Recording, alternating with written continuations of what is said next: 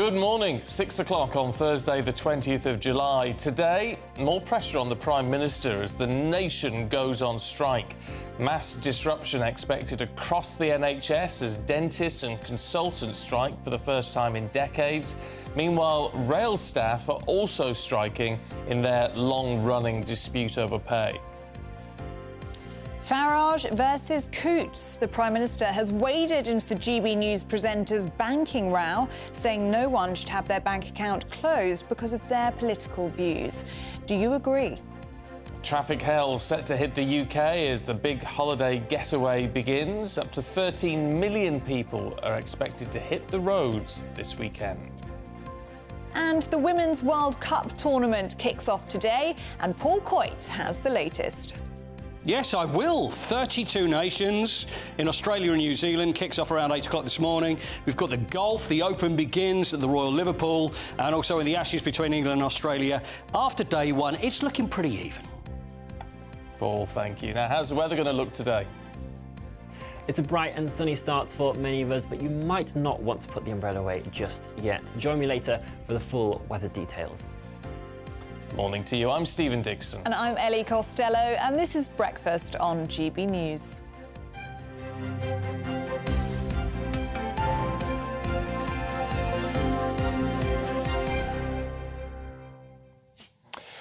Now, thousands of senior doctors in England going on strike today over pay, causing major disruption right across the NHS. Yes, consultants and dentists will stage a 48-hour walkout, which threatens to bring planned procedures to an absolute standstill. Meanwhile, commuters are set for travel chaos as around 20,000 RMT members join the industrial action. Well, let's speak to NHS-trained dentist Dr. Deepak Aulak, who joins us now. Good to see you this morning. Do you have, I know you're not striking as part of this, but do you have sympathy for those who are? Yeah, good morning. Definitely do. I think the unfortunate circumstance is that there's now dentists at a senior level that are having to strike. We saw a junior doctor strike last week, and it's impacting, unfortunately, patients at the end. But it's taken this to get the government's attention that the system is unworkable. So definite sympathy for those individuals striking to get the attention on the spotlight on the situation. And do you get a sense that there's sympathy from the public on this strike as well? Because we're talking, as you say, about senior-level dentists and consultant doctors. They are very, very well paid, aren't they? The unfortunate thing is it takes a long time for one to become a senior dentist or a senior consultant, and by the time they do become one, there's an immense amount of debt, sacrifice, long working hours.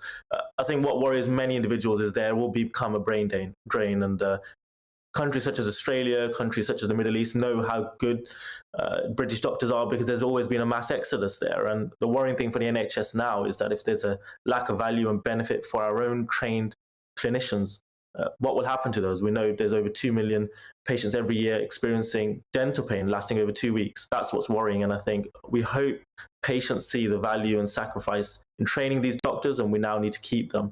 And unfortunately, remuneration needs to be there for that to occur. But there's also been an independent review into pay. That's what the government's making the pay offers based on. And as the Prime Minister has said, strike all you want. There's no more money on the table.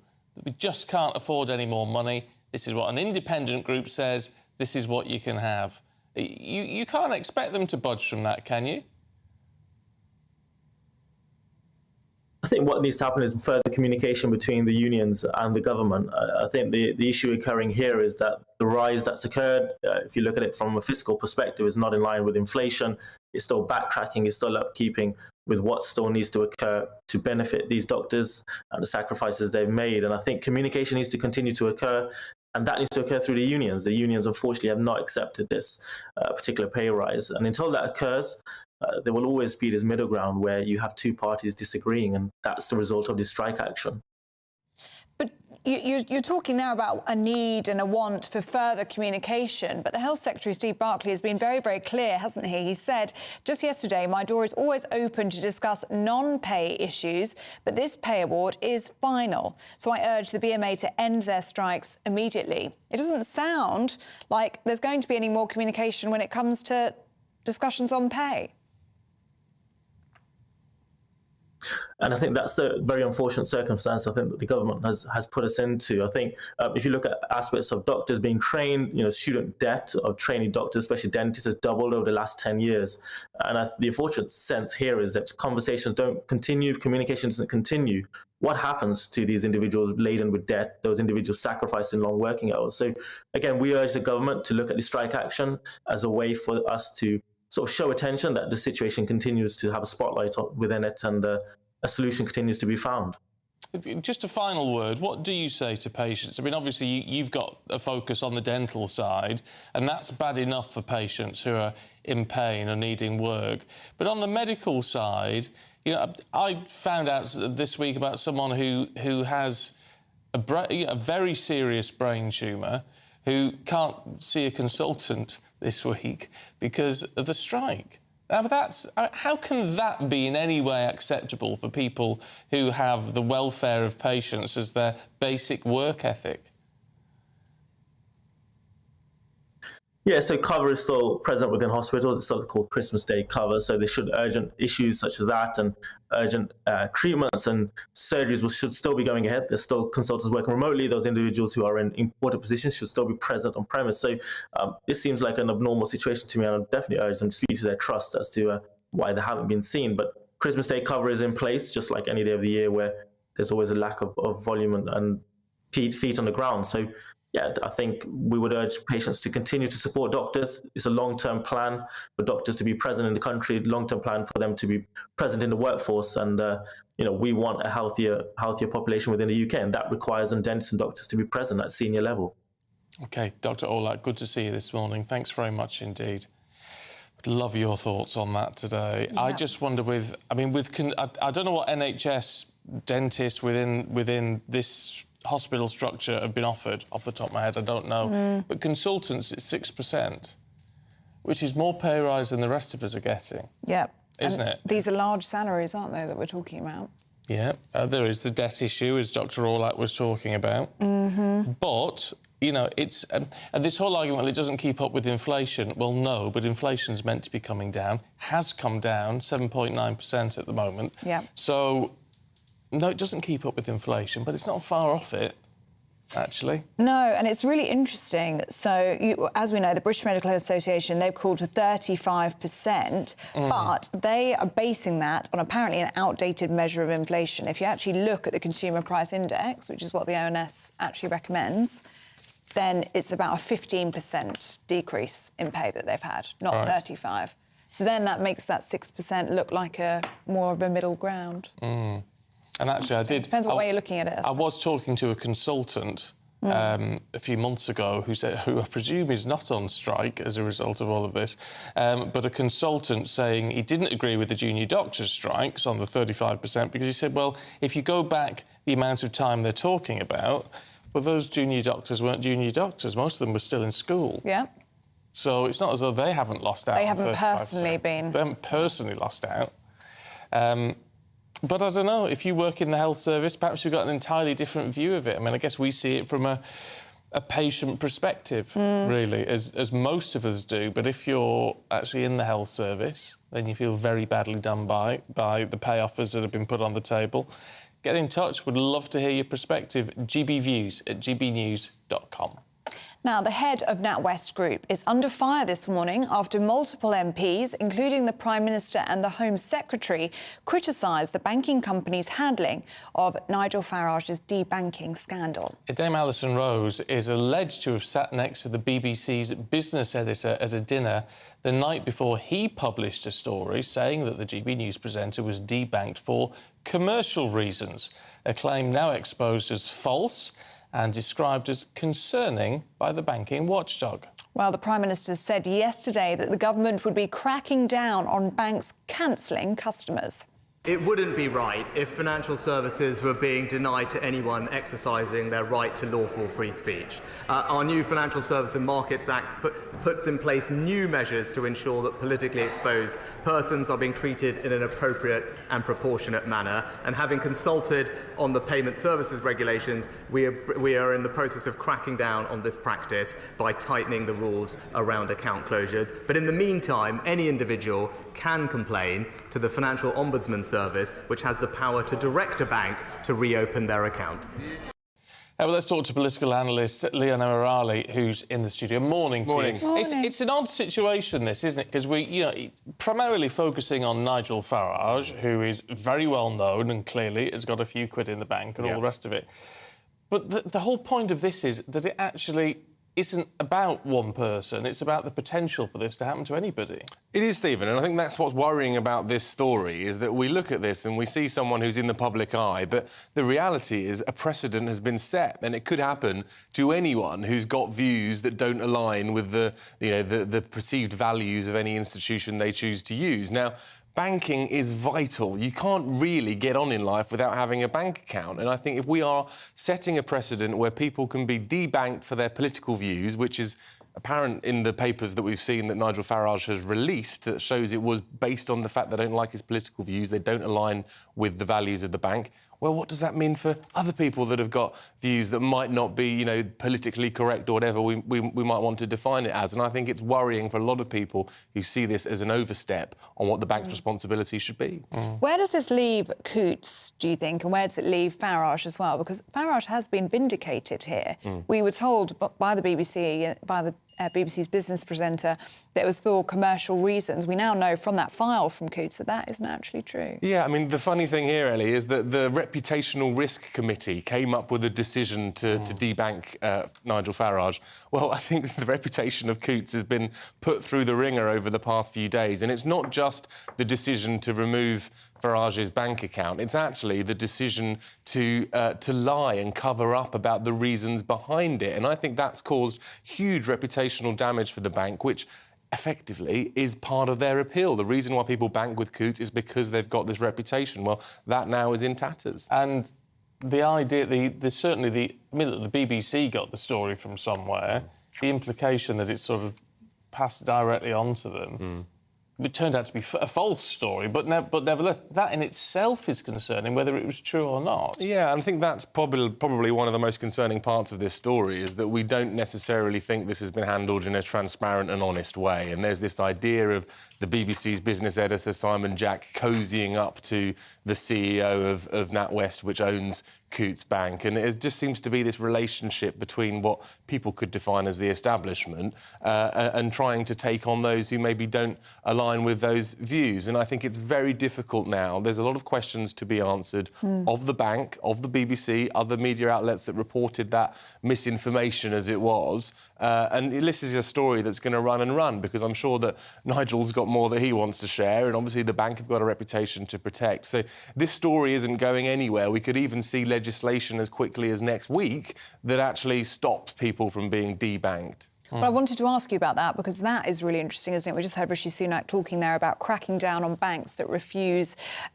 customers essentially based on their political views. How do you think this can be enforced? What kind of legislation are we talking about here? It's very nascent, Ellie. We don't know yet, but I think the speed in which the government have said they will legislate for this is telling, because they see this as an issue that clearly the public are going to be concerned about. So it's most likely to be some sort of format where they create a mechanism, most likely for regulators, the Financial Conduct Authority, giving them more powers to say to banks that actually you can't remove someone's ability to open an account with you just because you don't like their political views. So this is going to be an interesting couple of weeks to see what that legislation looks like, to see the pros and cons of it. But, this is going to be something that the government clearly see as a political win for themselves. And it's all over the front papers this morning, where there's inflation figures and other news that could have taken that spot. So a big story, and I think it's going to be something that we see changing the law in this country.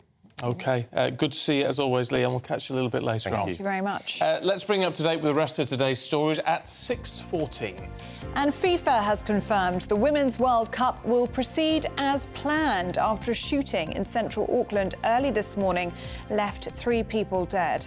Authorities said they have contained what they believe was an isolated incident and not a national security risk. FIFA said the decision was made to move forward with the match after consulting with police and participating teams, who confirmed both players and staff are safe.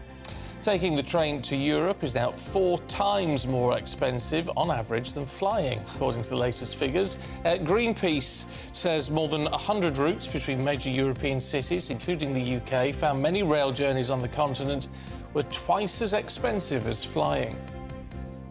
And Ofcom has found that TikTok is now the most used single source of news across all platforms for teenagers in the UK, and the favoured single news source amongst 12 to 15-year-olds. The Chinese app is most popular with young people and used by 28% of teenagers, followed by YouTube and Instagram, both at 25%, according to these new figures.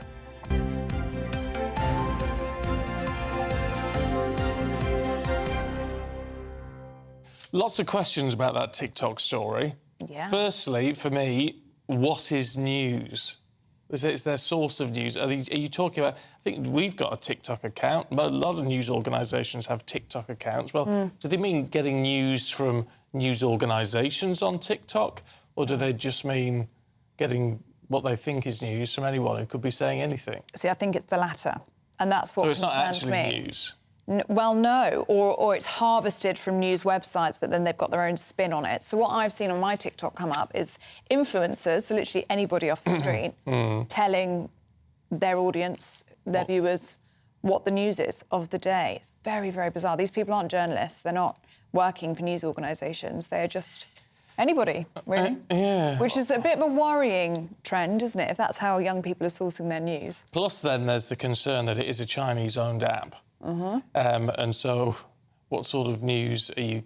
At the minute, if you tune into a news channel feed on there, then they're not influencing that. But at some point in the future, they potentially could. I don't know. It just all seems very odd.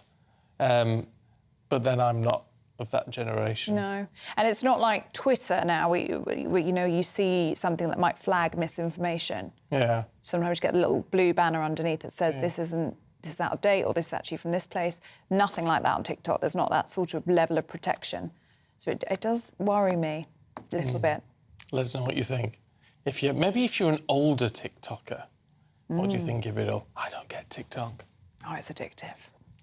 It really is. I did download it once, but I couldn't work it out. You didn't get into it? No, I couldn't work it out. I couldn't work out what to look at and how to find it.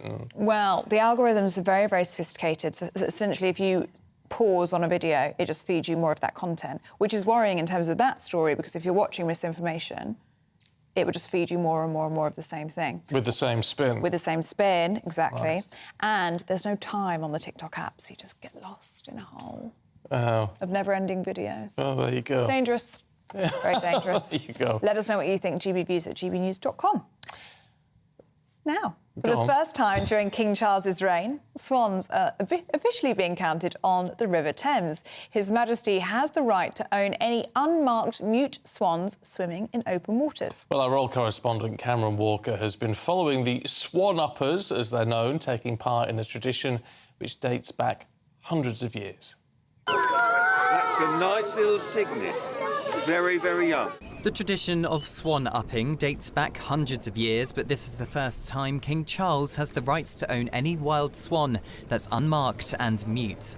The annual census on the River Thames is a 5-day journey upstream in 6 traditional rowing skiffs, supported by boats used to evacuate Allied troops from Dunkirk during World War II. Royal swan uppers' scarlet uniforms have been worn for years, standing out against centuries-old vintners and dyers' livery companies who tagged their swans to claim ownership. David Barber was Queen Elizabeth's swan marker for 30 years. He's continuing his role under King Charles. There's really no difference, except for we know the King is very interested in wildlife and conservation, which is very positive for us. So that should be good. The swan uppers scan the banks for new cygnets, and it's not long before something is spotted. So the swan uppers have found a brood, and they've separated the adult swans from the cygnets. And what they're doing now is checking if the adult swans are tagged. If they are untagged, they belong to the king, and therefore the cygnets will also belong to the king. But they're also checking them over for any injuries, because the whole point of swan upping nowadays is conservation and education. Do you know anything about swan upping? Local school children met the swan-uppers on the banks and were taught about conservation efforts to avoid the birds getting caught in fishing lines. They were introduced to orphaned cygnets too.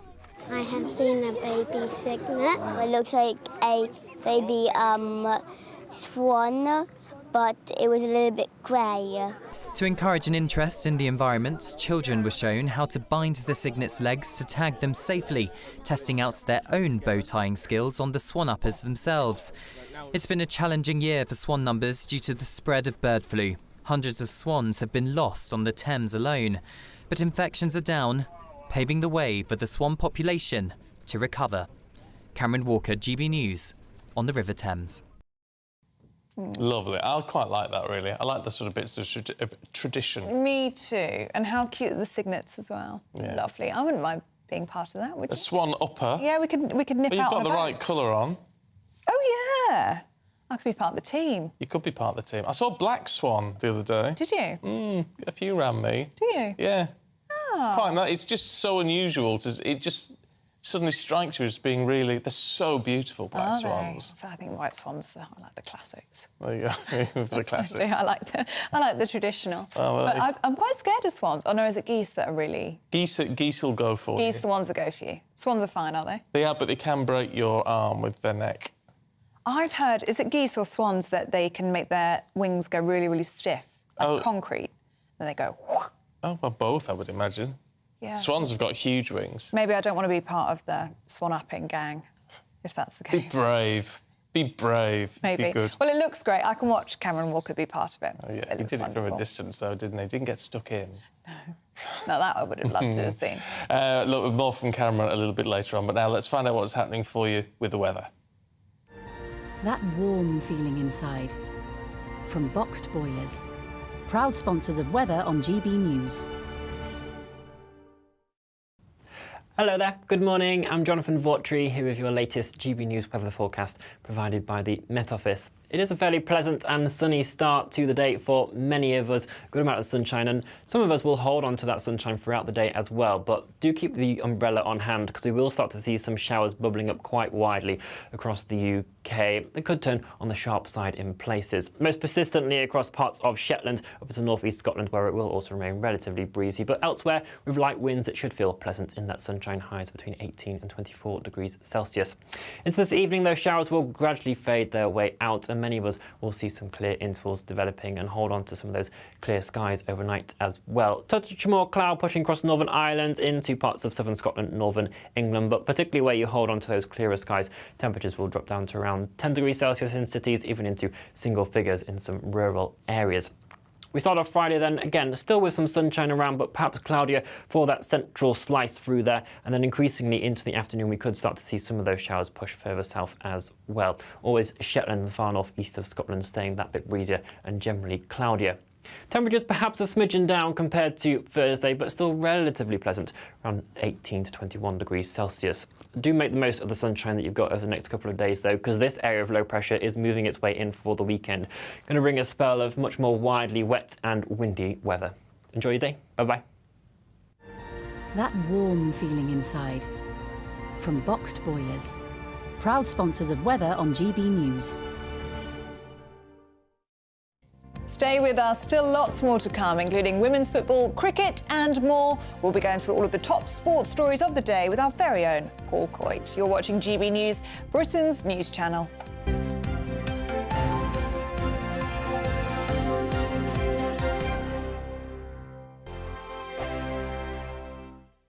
What you get for breakfast is something that, if we do our jobs right, you will wake up to news that you didn't know the night before. It's a conversation. It's not just me and Eamon. We want to get to know you, and we want you to get to know us. From 6, it's Breakfast with Eamon and Isabel. Monday to Thursdays on GB News, Britain's news channel. When the news happens, it happens here. And really important breaking news. Breaking news this morning. On TV, radio and online, the news starts here on Britain's Newsroom. All the biggest stories and the answers that you need from across the UK and beyond. Join Britain's Newsroom from 9:30 on GB News. The People's Channel, Britain's news channel. Join me, Patrick Christie's Monday to Friday, 3 till 6. We tackle the day's news agenda like you've never seen before. It's high tempo, high octane, the most controversial topics, and the best guests. You will not be able to take your eyes and ears off it. I'm not afraid to ask the questions that you really want answered. 3 till 6 p.m, Monday to Friday on GB News, the People's Channel, Britain's news channel. Westminster is going around in ever-decreasing circles, followed by the media. Britain is broken. How on earth did we get into this mess? But more importantly, how do we get out of it? Join me at 7 p.m, Mondays to Thursdays on Farage. Here on GB News, we will have open, rational debate. We've got to work out how Britain moves forward from this. Join us here on GB News, the People's Channel. Britain is watching.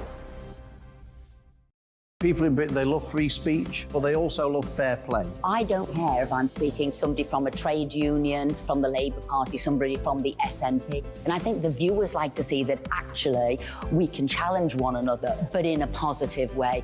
We think we ask the questions that people want to ask, and often we ask the questions that we wanted to ask in Parliament but never got the chance to ask. So join us every Saturday, 10 a.m. till noon on GB News, Britain's news channel.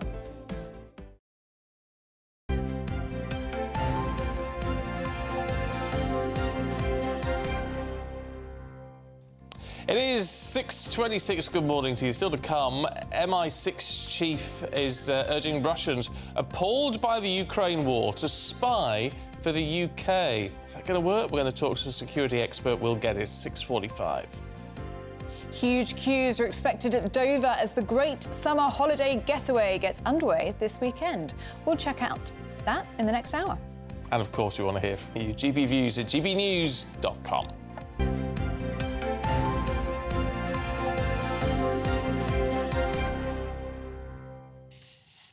Paul Coyte's here, though, with all the sport. Morning. Good morning. How are you? Yeah, all right. Good. All right, all right. See you. We better talk. What do you want to talk about first? What would you like to talk about? Should we talk about the cricket? Do you want to do the cricket? Oh, go on, then. Get it out of the way. When do we get it out of the way? This is a really bad start. Because World Cup's important. World Cup is important, but firstly, the Ashes is also extremely important. Well, yes. So we are at game 4, so it's the 4th match of the Ashes. England are 2-1 down to Australia, and basically need to win this game, and then the next one, which is going to be at the Oval. So they're playing at Old Trafford at the moment. And interestingly, England have not beaten Australia at Old Trafford in Manchester since 1981. No. So there's one thing they've got to overcome. And the other thing as well, it's always important at the toss at the start of the game is who bats first, and Ben Stokes decided that England would bowl first because it also makes a difference with the weather and how the ball's going to swing. So there's a lot of chemistry in all of this. So, but anyway, decided that's what they want to do. Got wickets early. I'd say honours are even, but also the other fact, which is a bit of a worry, is that no team that's batted second has ever won a test at Old Trafford either. So what it does, when I look at it, and I just think this sums up, you remember Bazball? Is that still going? Bazball is still going. This is what there's so. It's not being used quite so much, but Bazball, which is the way England play, it's no fear. So any records that are there, anything, it doesn't matter. Go out there and try and win the game and just make it entertaining.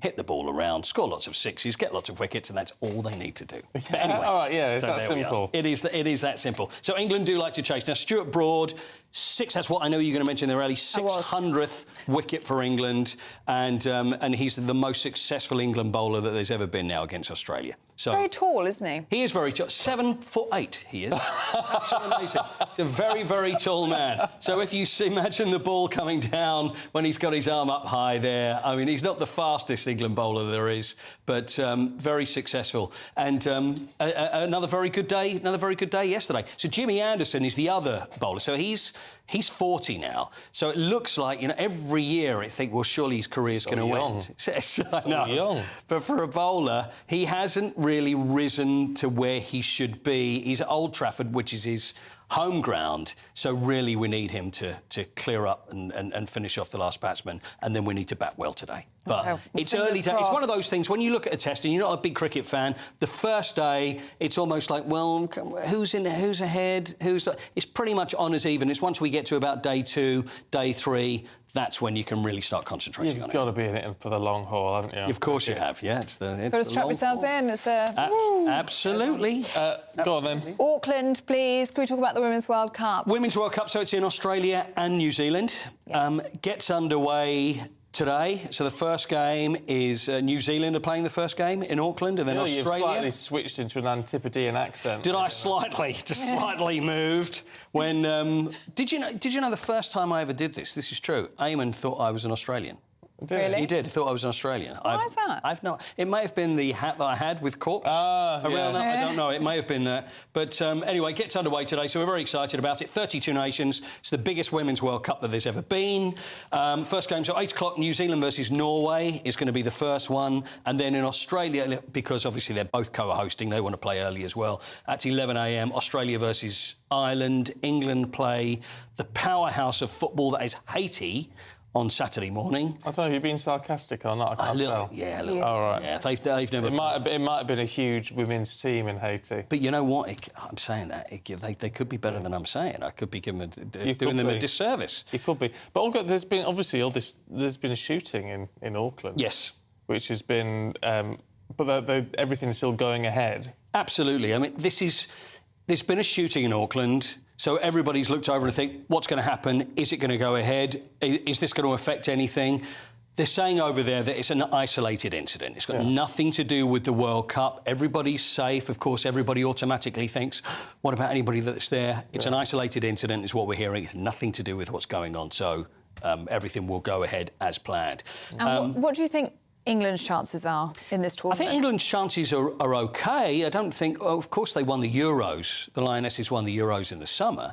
So certainly one of the favourites, but there's a lot of injuries. This is the problem. England do have a lot of injuries. There's Kirby, there's Mead, Williamson. They're all out.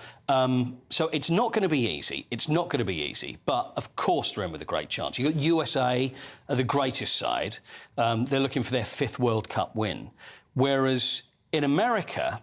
the women's game is further ahead of ours. I mean, certainly we're catching up very quickly. It's ridiculous. You don't even call it football. Soccer.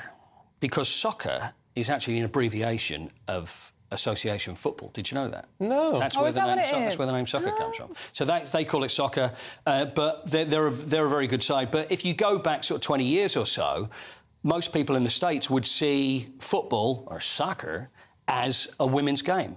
So it was always more popular with schoolgirls than it was with the boys, whereas now it's beginning to catch on, and also both over this side as well. We know how successful women's football's been, so it's going to be a heck of a World Cup. Ends on August the 20th. Yeah. Can we stick with the football theme, please? And it feels as though all the talent is moving to the Middle East at the moment. Yes, I know. This is... I don't know whether to say this is a worry. I think it probably is, because there's obviously so much money. The Saudi Pro League, and it's financed again by these are the people that own Newcastle, that started Live Golf, and it's the Saudi Investment Fund just throwing any money at it and just want players to come over to Saudi and play over there. So it's just got extremely successful. Well, it will be, because more players. Not only are we getting older players, but we're now getting younger players. So it really is picking up. I think we know that for a fact that Steven Gerrard has gone over there, and he's now a manager. Jordan Henderson is likely to join him. And also, I don't know whether you know, but Steven Gerrard does speak the language fluently. Are you serious? No, yeah, it's amazing, because coming from Liverpool as he does, he's picked up the language, and he's fluent. And the thing is, you don't even hear any hint of accent at all. I think we might have something here if we can actually hear from Steven Gerrard. This is absolutely magnificent. Marhaba, Ana Steven Gerrard. Ana El Etifaki. See you soon. You horrible, it's amazing horrible man. It's the camera angle as well. It's a selfie. Yeah. So good. So it's just a start. It's just a start. Hey, good on him, though. Yeah. Good on him. It's Al Etifak. is the name of the club that he is now the manager of. Easy for you to say. Yes, I know. It's easier for him to say than it was for me to say. See you soon. But Jordan Henderson, £350,000 a week. He's going to be leaving Liverpool and heading over to there for. 350 grand a week. That's not bad money. But that's not. It's nice work if you can get it. Not bad money. I'd do that. Absolutely. Yeah. Well, you know, learn the lingo like Stephen. Who knows how far you can go? Well. Oh, Al Atifak. See you there soon. you go. See you soon. Oh, you're very good. See you soon. Riyad Mahrez heading over there as well. 30 million quid. Oh, just huge, man. Yeah, 30 million from Manchester City. Yeah. We got time for the golf, or you want to leave the golf for now? Yeah. Leave the golf for later? See you soon. See you soon. See you soon. I nearly called you El Atifaki for a second. Thanks, guys. Thank you. Oh, now, still to come. Inflation is falling. But is that a sign of better days to come? It better have be. We'll find out in a moment. This is GB News.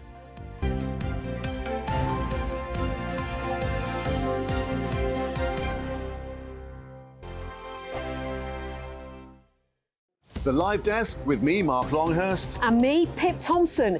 It's here Monday to Friday on GB News. From midday, we'll bring you the news as it breaks, whenever it's happening and wherever it's happening, from across the UK and around the world. Refreshing, feisty, but with a bit of fun too. If it matters to you, we'll have it covered on TV, radio and online. Join the Live Desk on GB News, the People's Channel, Britain's news channel. So Jubes and Kerr, we tackle the issues of the day with real robust debate, both sides of the fence, battling it out with me in the middle with my forthright opinions and views. And often really interesting things happen because you start with a position and then by the end of the debate you find actually, well, I might not have thought about that one. What we need in this country is 2 new political parties. You should maybe think about doing a 2024 calendar. I'm Michelle Dewberry and I'm keeping you company right through until 7 o'clock this evening. GB News, the People's Channel, Britain's watching. Monday to Thursday, 9 p.m. till 11 p.m. Join me, Dan Wootton. I'll bring you the sharpest takes and hottest debates. Do you not believe in prison? I don't believe in prisons. I'm completely stunned. I guarantee you there'll be no spin, no bias, no censorship. I actually was personally quite offended by it. And no reason to go to bed. So I guess they've always been quite woke. That's Dan Wootton tonight on TV, radio and online. Monday to Thursday from 9 p.m. till 11 p.m. on GB News. The People's Channel, Britain's news channel. In a world of dull and predictable radio and TV shows. Oh, hi. On Mark Dolan tonight, we've got big guests. We drill into the big stories of the day. The show adds up to a brilliant listening and viewing experience. Mark Dolan Tonight is the most entertaining current affairs show ever, and that's a fact. That's Mark Dolan Tonight, Friday, Saturday and Sunday from 9. Only on GB News, Britain's news channel.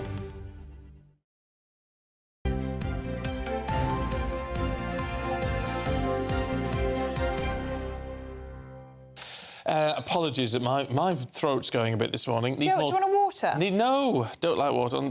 If you don't, do you? Heat it up and put a tea bag in it and I'll think about it.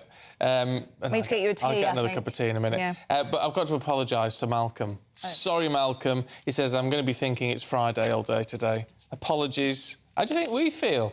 How do you think we feel? Totally confused. By Sunday morning, we'll think we will have to come in. But this is nice. It's a bumper special. Thursday, Friday, Saturday and Sunday. It's like an extended weekend, a long weekend. Maybe we should... For you, not for us. I might insist on this moving forward.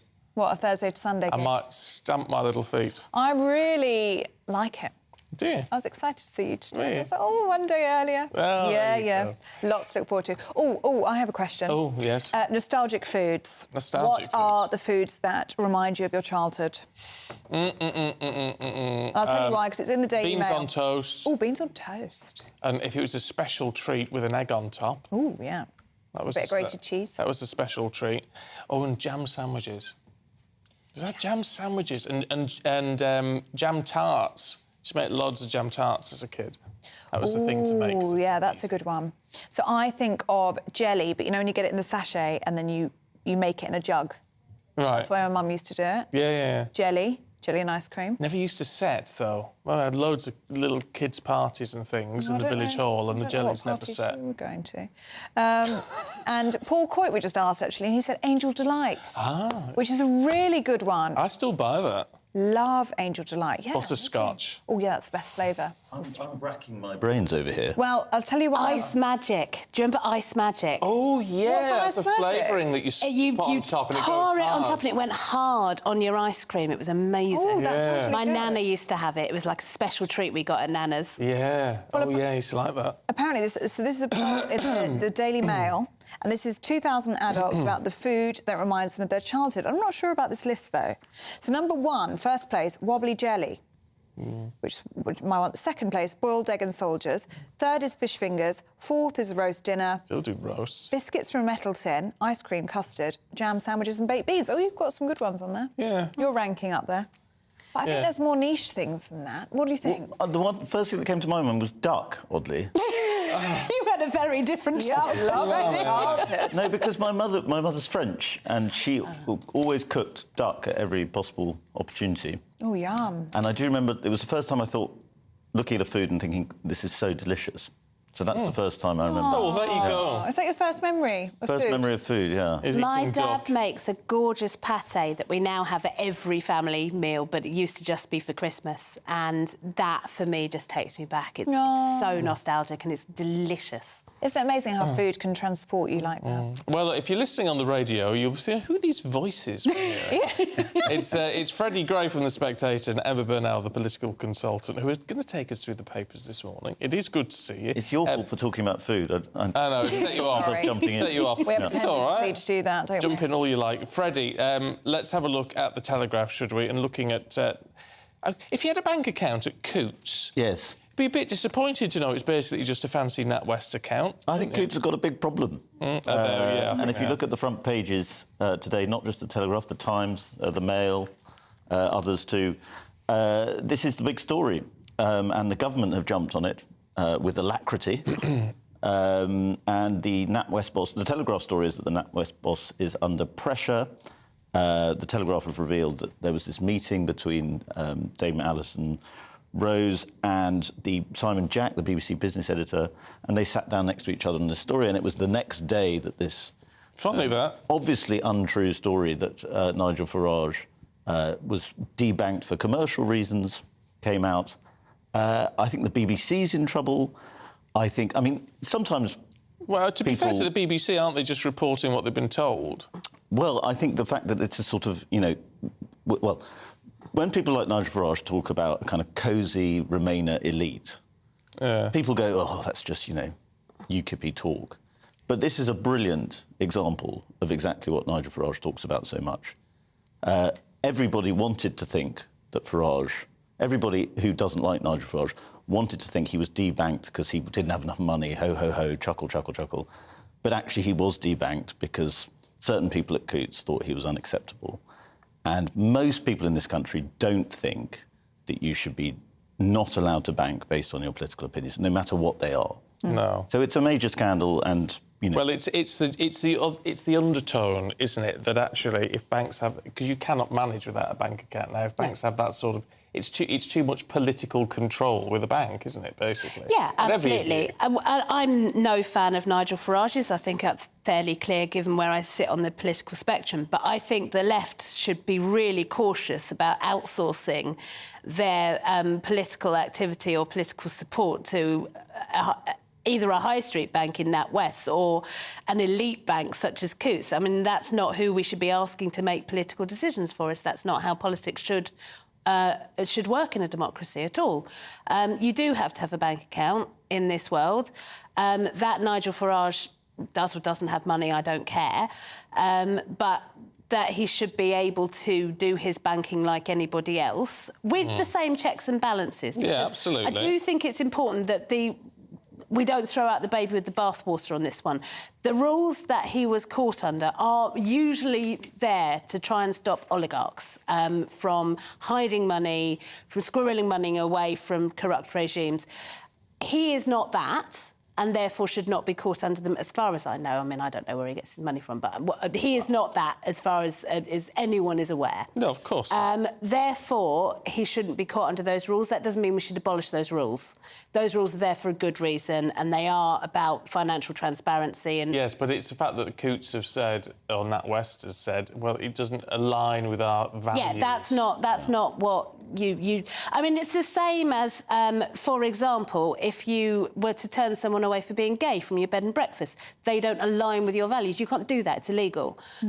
This is the same thing, but on the other side of the political spectrum, and I just don't think that should be how we do politics. There's two stories, isn't there? There's the Farage woke story, and then there's the politically exposed person story. Yeah. And I think the politically exposed person not being able to bank is a bigger scandal than people realise, because a lot of people have just been shoved on this list. Yeah.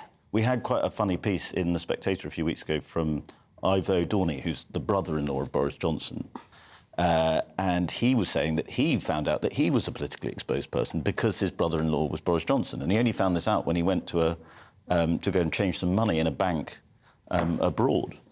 And, you know, so the fact that people just get sort of tarred as a PEP, a politically exposed person, when they have only a tenuous connection to politics. It's too much power in the hands of people we don't know. And if they just happen to dislike something like Brexit or, you know, Donald Trump or Nigel Farage or whatever, they can just tar anyone they want with this. Label. So, and we've seen it happen to people on the left as well. So, you know, it's not up to our commercial overlords to make these decisions on our behalf. No. Let's stick with money, though, Emma, should we, in the Times. Inflation has fallen. Yes. I think that we need to be a little cautious about over-celebrating this.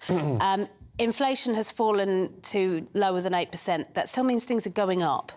I think people are not always aware that what inflation means is, you know, this is how much things are going up by, rather than, oh, if inflation's fallen, so will the prices in the shops. That's not the same thing.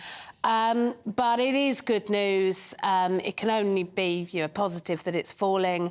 There may hopefully be a knock-on in terms of mortgage rates, which will be a huge relief to anyone who is coming to the end of their mortgage term. Not yet, though, is it? But it's not happened yet, and I think there is going to be a lot of, talking of pressure on the banks, there's got to be pressure on the high street banks to be doing something to help those who are looking at renegotiating their mortgages right now. Well, it's going to be very interesting to see what the Bank of England do next, because obviously there's going to be pressure now to start to bring down interest rates, but they'll be hesitant to do that, won't they? Well, the debate now, it's tragic now that we get excited about rates that the Bank of England are going to set, but we do because we're all so affected by it. But it is a very interesting question what the bank will do now. I think the debate seems to be whether they will stick at 5% or go up to 5.25. But for, you know, most mortgage holders are, well, if you get a new mortgage now, you fix in at 6.25, 6. Something like that, yeah. So that's going to take a while to come down. The problem is that the worry for the government now is that the purpose of doing this is to bring down inflation. The worry is that the inflation suddenly starts coming down very, very quickly, and the impacts of higher interest rates start to really bite. And it takes a while for the market to catch up with what the... But there's going to be a responsibility on the market, therefore, isn't there, to respond as quickly to the figures coming down as they have done to the figures going up? Well, they didn't for savers, did they? But then you get... Depends who you bank with. No, that's true. But overall, savers haven't seen a massive rise in their interest yet. But then you get into this funny situation. It's happening with other things too, where the government, Jeremy Hunt in particular, is ordering businesses, is ordering banks, is ordering supermarkets to start bringing down their prices, bringing down their rates.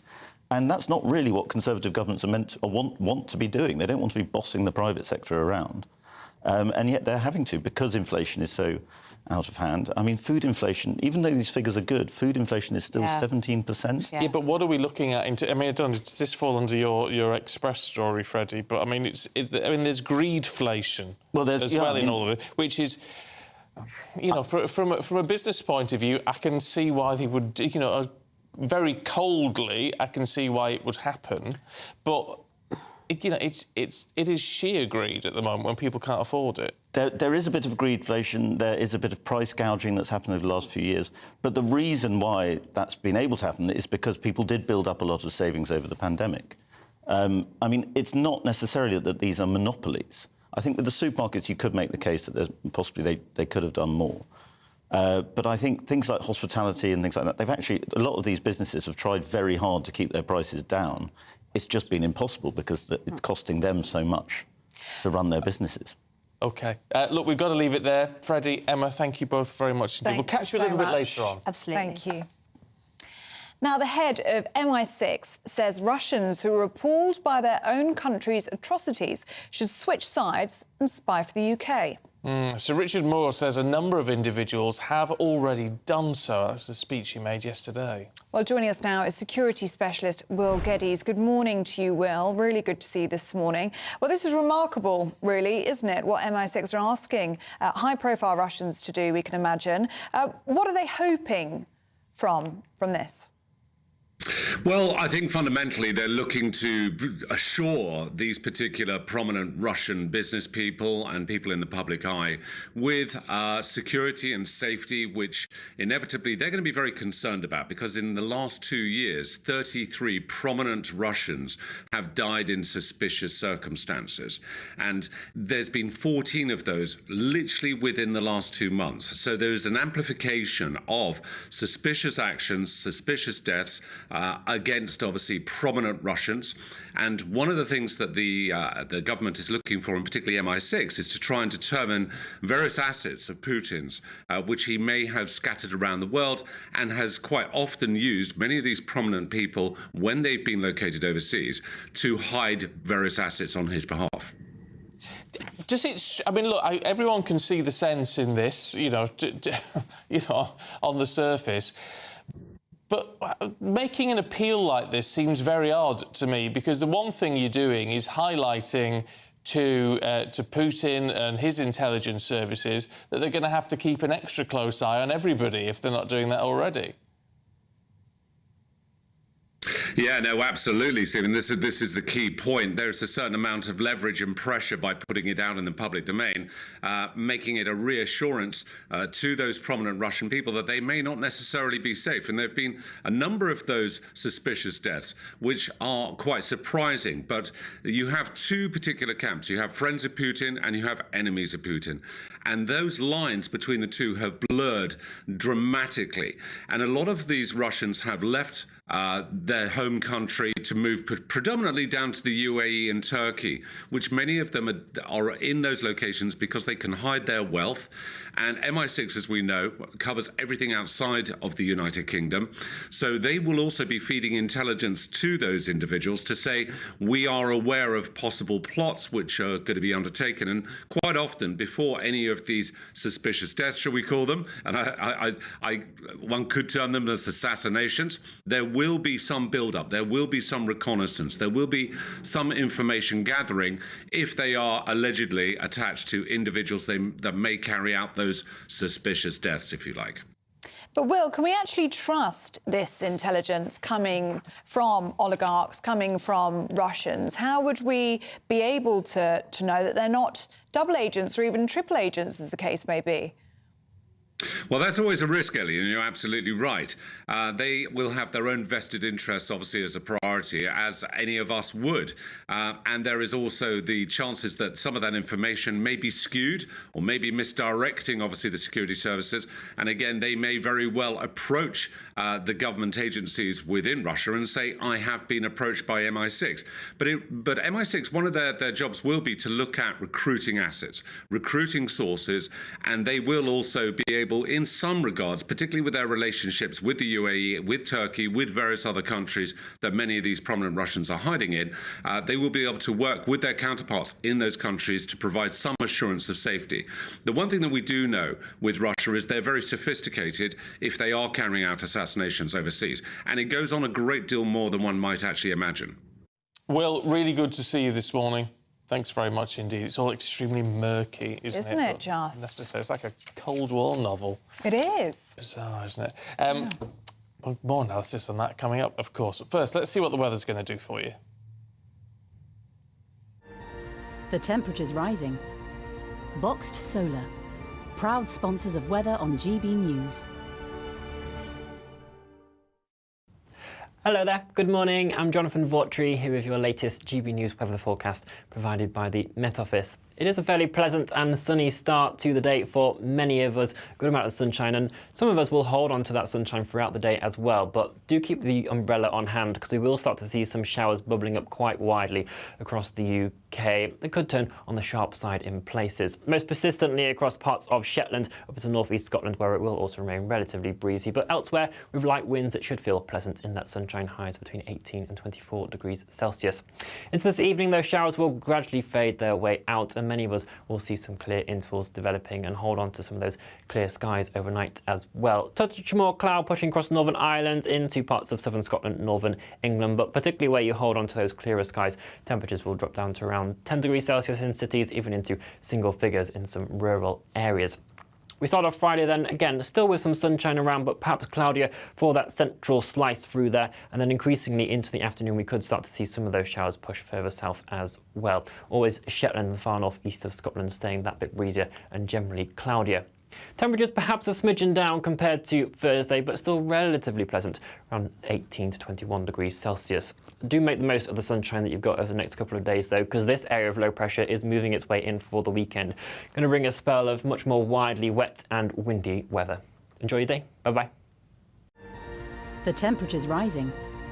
Boxed Solar, proud sponsors of weather on GB News. Do let us know what foods you associate with your childhood. It's an article in the Daily Mail today about essentially we're all going back to retro foods that bring us nostalgia. I don't know whether that's cost of living or Arctic roll. Or Viennetta. Or Viennetta. I still do like a Viennetta. When it's on offer, I like to pick that one up. It's a good one. Yeah, let us know, gbviews@gpnews.com. We've got all the top stories in just a moment.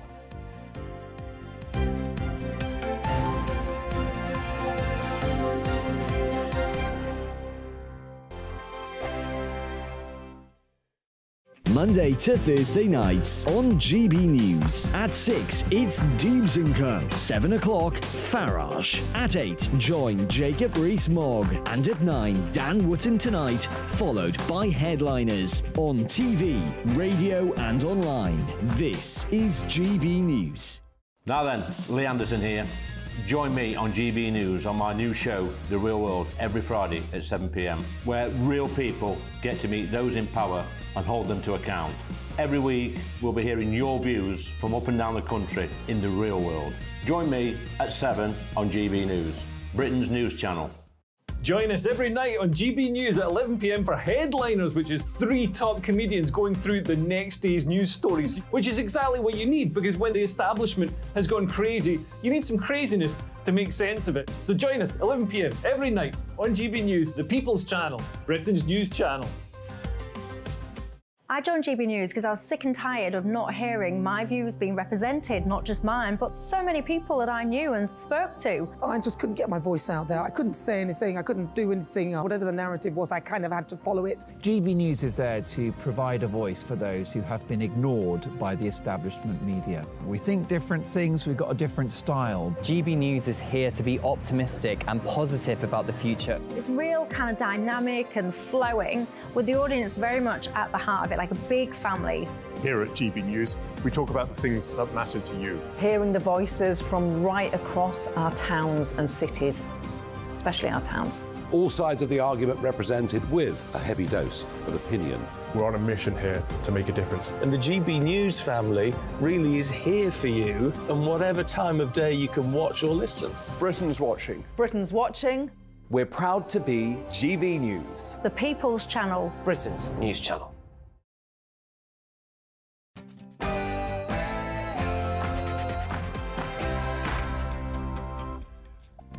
Good morning. For some reason, we seem to go to the break very, very early in the last hour, so we are back early. So we're going to talk to you for a couple of minutes till we get to the top of the hour, because that just makes sense to me. What do you reckon? People are very happy to see us, which is nice. Jim in Cumbria says, I just turned my radio on and Stephen earlier on. Have I lost a day? And Joe says, please stamp your feet, Stephen. Oh, Stephen was saying he's going to stamp his feet. Do Thursday. I used to do Thursdays all the time. Do Thursdays all the time. She said, yes, please. I feel like Christmas has come early. Retro food. Rob says pink custard.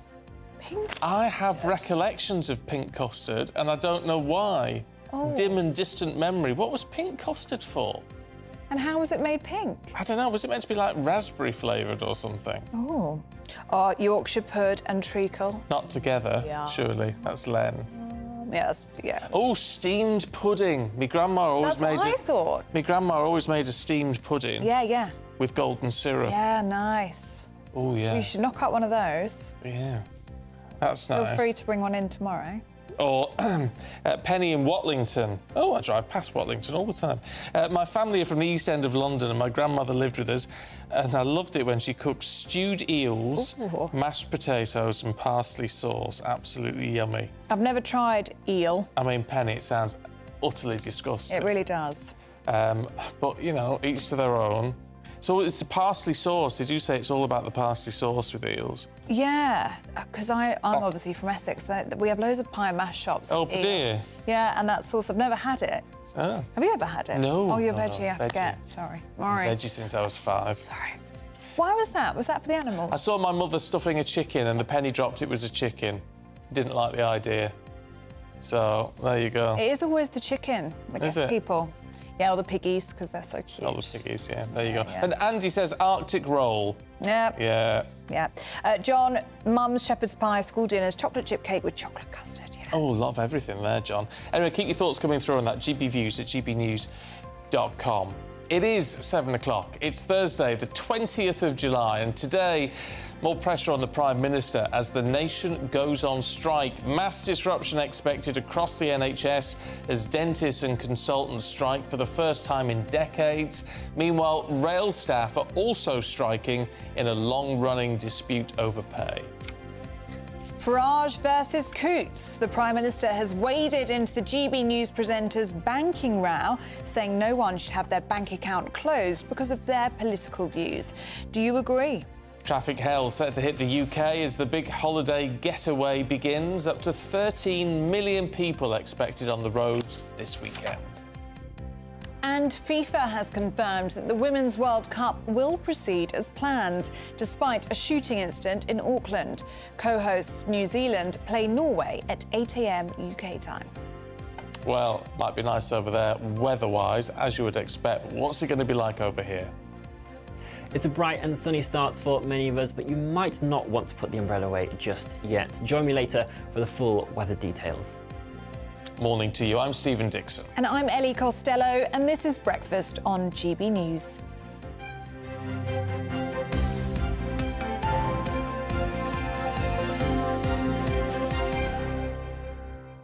So let's talk strikes, should we? And it's a bit of a grim day, grim few days actually, because thousands of senior doctors in England going on strike today over pay disputes causing major disruption across the NHS. Well, consultants and dentists are staging a 48-hour walkout, which threatens to bring planned procedures to a standstill. Well, let's talk to someone who should know something about this. Former Health Secretary Stephen Dorrell. Good morning to you, Mr. Dorrell. Nice to see you. Good morning. I mean, look, what do you make of this under the light now that the government has said there is a pay offer on the table? It's not from us, it's from the independent pay review, and we're not budging.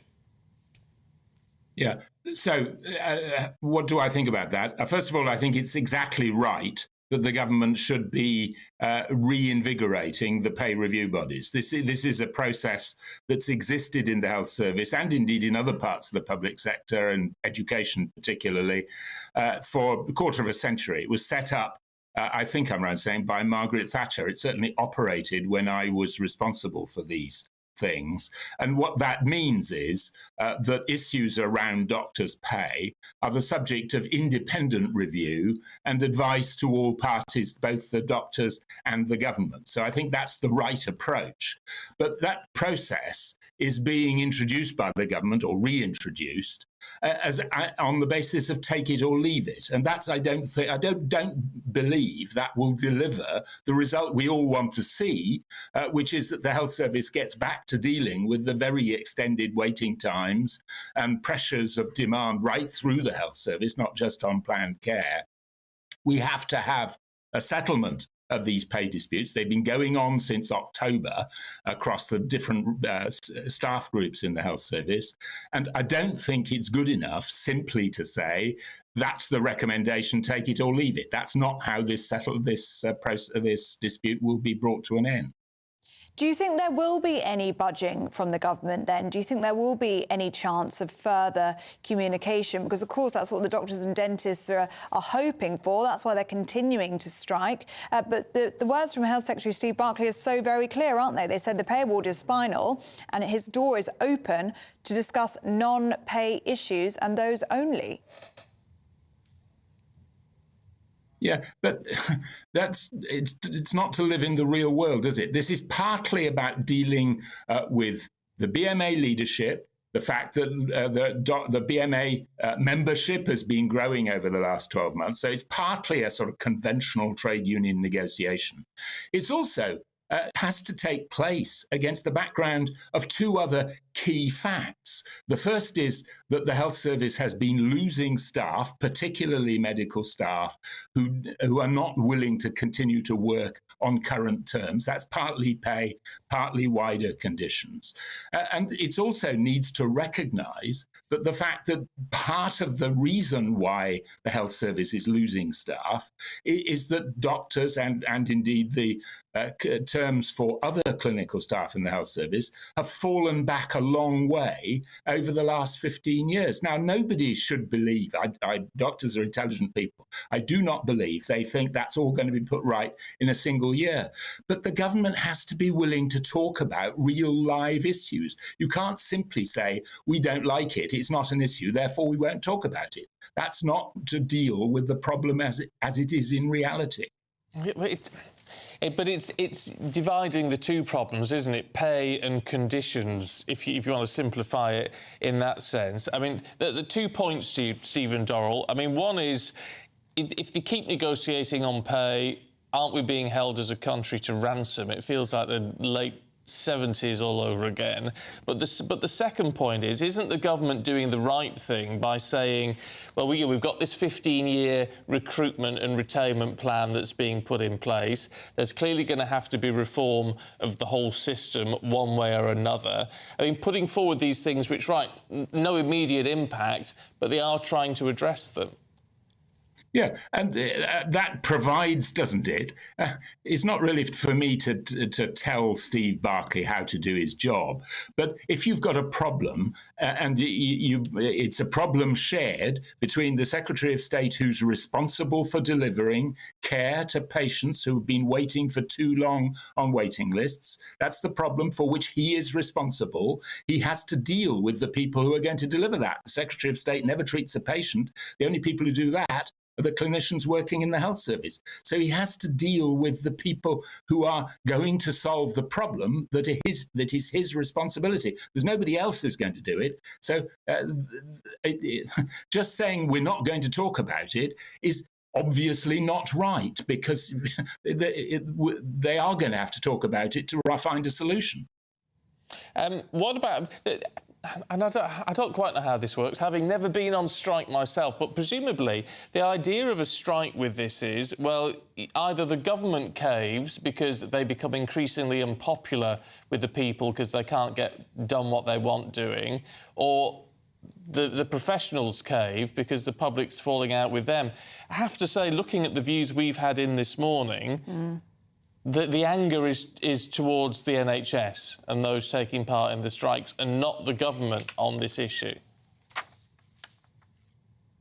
Well, I mean, there are different surveys produce different results around that. But if this really is going to be conducted on the basis of a standoff until one side collapses, that's extremely bad news for patients. And I don't believe that represents the best way of the Secretary of State and the government delivering their responsibility. They're the people to whom Parliament has given the job of delivering healthcare through the NHS to patients. Now, the way you deal with that is by confronting issues in real life, rather than saying, here's our view of what you should be happy with, take it or leave it. Because as I go back to the point, it isn't just about dealing with the people sat in front of them across the table. It's also about recognising that there's actually a worldwide shortage of people to do these jobs. Britain is competing in a global marketplace for doctors. Doctors can find jobs anywhere in the world. So if Britain doesn't have an offer for medics to deliver the care we want for our patients, we won't be able to deliver that responsibility. Stephen Dorrell, it's always really good to talk to you. Thanks very much indeed. Thank you. Tell a man who's done the job. Yeah. You know, and that's... It's good to get his perspective on things, actually. Yeah, it is. Not exactly what I expected, to be honest. No. Oh, that's good. Yeah, no, it is good. It's good when people surprise you, isn't it? So let's have a little look at what you've been emailing and messaging in this morning, because it has got you talking. Sharon says, I cannot believe that dentists are going on strike. Most are private and get really good pay from that. The NHS side is extra pay for most of them. I think I disagree with you on that, but... There you go. Roger says, am I the only person that's fed up listening to doctors and nurses saying pay up or we'll go to Australia? All I can say is we're not stopping you. If that's what you want to do, hurry up and get on with it. Well, you don't want them all to go to Australia. Well, we don't, but I can understand Roger's frustration. However, Barbara says, from my experience of working throughout my professional life, junior doctors have always been paid poorly. They work 24/7 and sometimes, due to their on-call rotas, don't get sleep for days. It's appalling to pay them less per hour than, say, a hospital cleaner. Tony has been in touch saying, same argument, 6% is a very good wage increase. No, it's not as high as inflation, but if accepted and then inflation drops below 6%, then will they offer it back? And Anne says, why don't people watch 999 Critical Condition? Which I presume Anne is the TV show. I've not seen it myself. They'll then realise why these doctors deserve to be looked after. They come out of university saddled with debts, not to mention the pressures they're under every day. So a bit of a mixed bag. I can tell you the majority of these are sort of anti-strike. But nevertheless, those of you who've come forward with the alternative view as well, it's worth hearing that. It's absolutely worth hearing both sides of the argument. All views are welcome here, aren't they? They certainly are. Keep them coming through. gbviews@gbnews.com. Now, the head of NatWest Group is under fire this morning after multiple MPs, including the Prime Minister and the Home Secretary, criticised the banking company's handling of the Nigel Farage debanking scandal. Yeah, speaking at PMQs, Rishi Sunak said the government will crack down on banks who cancel customers. Well, political analyst Leon Emirali is in the studio now to discuss this further with us. Leon, really good to see you this morning. Well, this is not a good look for Coutts, is it? It's on the front of most of the front pages this morning. It's a worrying precedent, isn't it? A dangerous precedent, potentially. Yeah, it is. And look, Nigel Farage is a man in the public eye. He's a man who obviously has a public platform, so he can talk about these issues and he can get these things resolved in a way that a lot of people potentially can't. And I think that is what's worrying about this story, is there'll be a lot of people who look at this and see a bank, see an institution effectively saying, we aren't dealing with you because we don't like the way in which you express your political views. I don't agree with everything Nigel Farage says either, but I would defend his right to say it, because ultimately, if we start eroding that free speech, then we set a very dangerous precedent, as you say, Ellie. And that's the thing with this, because a lot of people may not like what's going on, but they may sit back and say, well, it doesn't affect us, actually. It doesn't affect us punters in the street. But it sort of does if bankers can ultimately say, well, if you cross a political line, then you're out. Yeah, absolutely. And I've seen on Twitter a lot of people are trying to take sides. Are you Team Coutts? Are you Team Farage? It isn't about that. It shouldn't be about that. It should be about what message this sends to people, that you can have your life effectively, put on hold, because everyone needs a bank account. It's a bit Big Brother, isn't it? It's very Big Brother, Stephen. It's almost like living in China, where they've got this sort of social credit system where if you don't behave by the rules that we've set, we're going to make your life difficult. And this is the problem with this story. And I think Coutts have got themselves in a real reputational mess because of it. They seem to be, not only are they debanking Nigel Farage for his political views, but they're also lying about the reasons, or misleading about the reasons as to why they've closed his account in the first place. A really murky story, I think, that leaves a sour taste in the mouth. What worries me even more about this, and I don't understand quite how the system works, but the fact that Nigel has said, well, all right, debanked by Coots, which is NatWest, basically, but he's not been able to get an account anywhere else either. No. So is it some sort of great big conspiracy right across the banking sector? I don't know the details either, Stephen, so I don't know the extent of it, but we're certainly hearing of, not only Nigel Farage, his family members have had difficulty trying to open bank accounts. Even the Chancellor, Jeremy Hunt, said a couple of weeks ago when this story first broke that he had problems opening a bank account, and he's the Chancellor of the Exchequer, for goodness sake. So, there is this great big sort of sheet that they're hiding behind, which is this idea of politically exposed persons, and it's such a woolly definition that it seems as though if you don't like someone because they've got right-wing views or views that you don't agree with, they can then effectively not deal with you, and that's where the crux of this problem lies. And it feels like there's so many more questions than answers at this point, doesn't it? I mean, Nigel Farage has never made any secret of his political views, has he? So you ask, why now? Yeah. And also, who is deciding at the bank who meets the political line that they've set for themselves, and who sets that? Yeah, well, two really good questions, and I think, this is a good question as to why it's happened right now. Nigel Farage knows exactly, everyone knows exactly what Nigel Farage's views are, but if you look at who Coots have had as customers in the past, dictators of foreign regimes that have been brutal, mafia bosses, criminals that we know of, that's been reported in the Telegraph today. So why is Nigel Farage falling under that threshold? And in terms of who made the decision, it's this group that they've set up within the bank, the Reputational Risk Committee, people in charge of trying to make sure the bank doesn't ruin its reputation. Well, they seem to have made a bad job of that. It's backfired, hasn't it? So it all seems to be about, because there's two issues. There's the PEP, if you're politically exposed, which is a questionable sort of thing in itself, but also this idea of not aligning with values. Yeah. Well, that's difficult in a country which is meant to have free speech. There may be people there are certainly people whose values I do not agree with. Yeah. But you can't simply sort of close them out the system. No, you can can't. you? Because then that becomes dictatorial. Yeah, it does, and we have to live in a society where you've effectively got people who have different views, and we can all get together, we can all have a row, and we can all shake hands at the end of it, because that is the symptom of a good democracy, a functioning democracy. And if you start restricting people based on their political views, then you might be a little bit scared to put out your views on Twitter or to speak about your views in the pub, because you don't know who's overhearing it and what system or bank you might not be able to use as a result of it. So I think it just sets that precedent of feeling oppressed, that we cannot go down that route, and I'm glad the government is taking action with it. OK, Leon, we've got to leave it there. Thank you very much indeed. Good to see you this morning. I just think it's weird, because when Nigel broke this, you sort of think, oh, this is not... You think it's not right. No. Poor Nigel. But it's when you actually look at the bigger implications and the big brother aspect, and... Yeah, you're right. And the idea that, someone who controls a bank, if they say, well, we've got to have all of our customers need to believe in the same thing, that's not right, is it? No, it's not. I think wherever you sit on the political spectrum, anyone could be worried about this and what it means.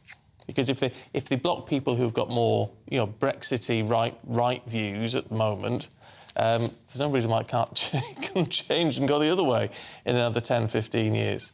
Because these things do. I don't know. I just think it's very, very odd. There was a view on this. Will I be able to find it now? No, you won't. That's going to be the next thing, isn't it? No, I won't. You never find them when you want one. But we do love hearing from you, so thank you to whoever sent in a view about that, and I'm sure it was brilliant. Oh, here we go. Right. John says, what next? Doctors refusing to treat patients who have political views which do not comply with their own. Where's the line? Yeah. Anyway, I told you it was good. Thank you very much indeed. Thanks, John. You did better than Ellie on that one. Now, huge queues are here we go again. Expected at Dover, and probably elsewhere as well, as the great summer holiday getaway gets underway this weekend. So you may have to sit in your car or your coach for hours as Dover struggles to process people onto ferries. Well, it comes as MPs are told the incoming border system, feared to cause major delays, was designed without any consideration for cross-channel travel. Oh, excellent. Let's talk to our national reporter, Theo Chikomba, who's in Dover for us this morning. Are they bracing themselves for a weekend from hell, Theo?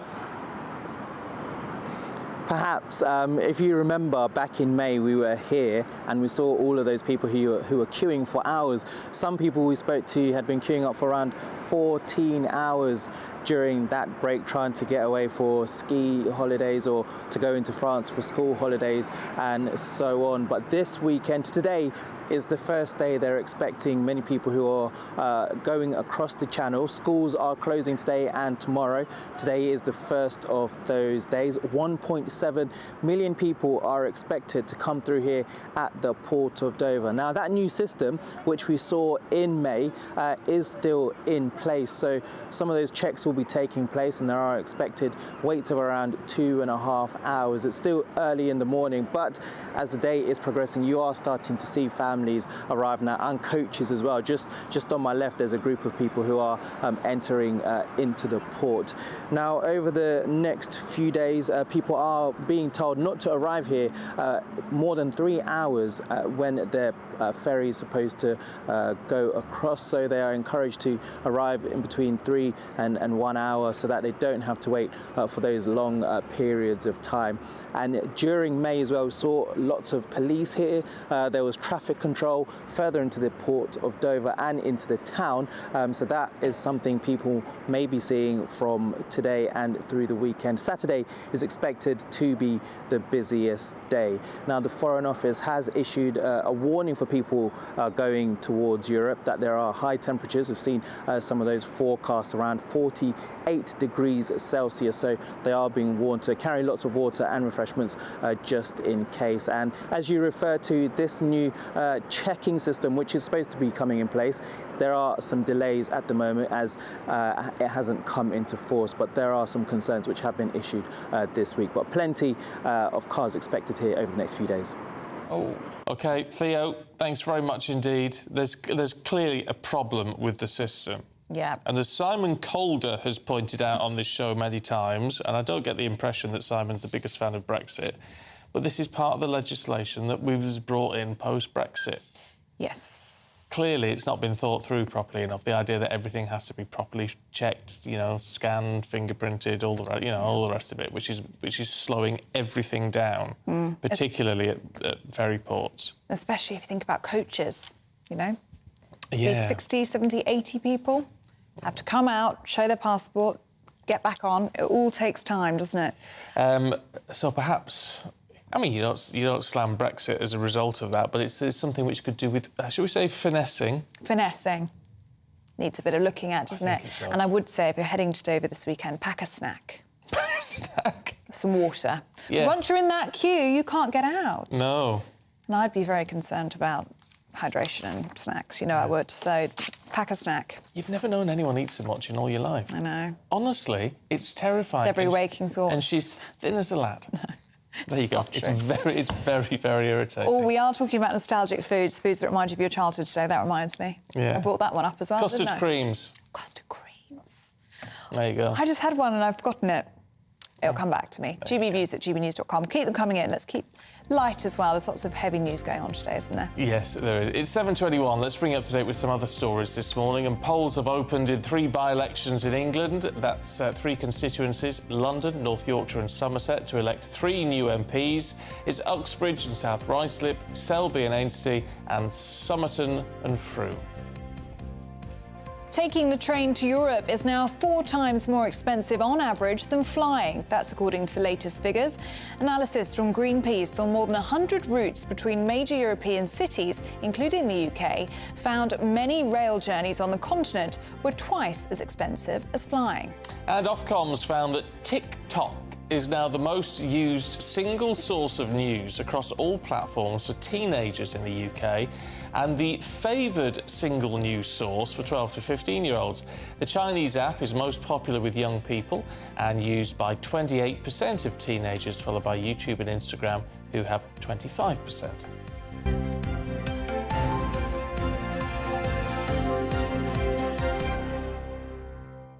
TikTok. TikTok. I enjoyed the way you said that. Thank you. Yes, it just reinforced. Rolled off the tongue for you. I have no idea really what it is, but it is important because the youth are getting involved. Yeah, you want to be down with the kids. You want to know what's going on. We also want to know what the weather's looking like for the weekend, don't we? We do. Let's get a weather update. A brighter outlook with Boxed Solar. Proud sponsors of weather on GB News. Hello there, good morning. I'm Jonathan Vautry here with your latest GB News weather forecast provided by the Met Office. It is a fairly pleasant and sunny start to the day for many of us. Good amount of sunshine, and some of us will hold on to that sunshine throughout the day as well. But do keep the umbrella on hand, because we will start to see some showers bubbling up quite widely across the UK. They could turn on the sharp side in places. Most persistently across parts of Shetland up to north east Scotland, where it will also remain relatively breezy. But elsewhere, with light winds, it should feel pleasant in that sunshine, highs between 18 and 24 degrees Celsius. Into this evening, those showers will gradually fade their way out, and many of us will see some clear intervals developing and hold on to some of those clear skies overnight as well. Touch more cloud pushing across Northern Ireland into parts of southern Scotland, northern England, but particularly where you hold on to those clearer skies, temperatures will drop down to around 10 degrees Celsius in cities, even into single figures in some rural areas. We start off Friday then, again, still with some sunshine around, but perhaps cloudier for that central slice through there. And then increasingly into the afternoon, we could start to see some of those showers push further south as well. Always Shetland and the far north east of Scotland staying that bit breezier and generally cloudier. Temperatures perhaps a smidgen down compared to Thursday, but still relatively pleasant, around 18 to 21 degrees Celsius. Do make the most of the sunshine that you've got over the next couple of days, though, because this area of low pressure is moving its way in for the weekend. Going to bring a spell of much more widely wet and windy weather. Enjoy your day. Bye-bye. A brighter outlook with Boxed Solar. Proud sponsors of weather on GB News. Well, at least there's some sunshine on the way, which is a good thing. Is there? I wasn't listening. It is. It's looking good. I didn't pay attention. I do apologise. The weather's looking good. That's what you need excellent. to know. It's also looking good down under, where England's... Oh, hello, Robin. Robin, what are you doing? Shouldn't obstruct your views. Thank you. Anyway... That's Robin. If we talk about Robin, who brings us all our views, he's very, very good at the views. He clearly thought we were off air. Yeah. But it's nice that he doesn't realise when we're on air. Sweet. Obviously, just Sweet. Thanks, Robin. Thanks, Robin. Anyway, we'll tell you about the World Cup, the Women World Cup. England's kicking off their campaign this weekend. We're talking money. Should they be paid as much as the men?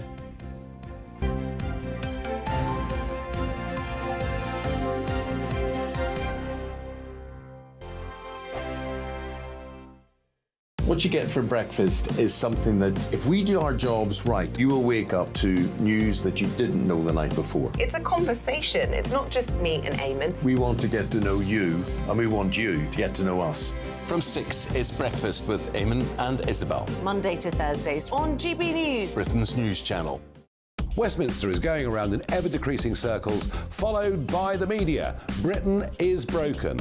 How on earth did we get into this mess? But more importantly, how do we get out of it? Join me at 7 p.m, Mondays to Thursdays on Farage, here on GB News. We will have open, rational debate. We've got to work out how Britain moves forward from this. Join us here on GB News, the People's Channel. Britain is watching. When the news happens, it happens here. And really important breaking news. Breaking news this morning. On TV, radio and online, the news starts here on Britain's Newsroom. All the biggest stories and the answers that you need from across the UK and beyond. Join Britain's Newsroom from 9:30 on GB News. The People's Channel, Britain's news channel. Join me, Patrick Christie's Monday to Friday, 3 till 6. We tackle the day's news agenda like you've never seen before. It's high tempo, high octane, the most controversial topics and the best guests. You will not be able to take your eyes and ears off it. I'm not afraid to ask the questions that you really want answered. 3 till 6 p.m, Monday to Friday on GB News, the People's Channel, Britain's news channel. People in Britain, they love free speech, but they also love fair play. I don't care if I'm speaking somebody from a trade union, from the Labour Party, somebody from the SNP. And I think the viewers like to see that actually we can challenge one another, but in a positive way. We think we ask the questions that people want to ask, and often we ask the questions that we wanted to ask in Parliament but never got the chance to ask. So join us every Saturday, 10 a.m. till noon on GB News, Britain's news channel.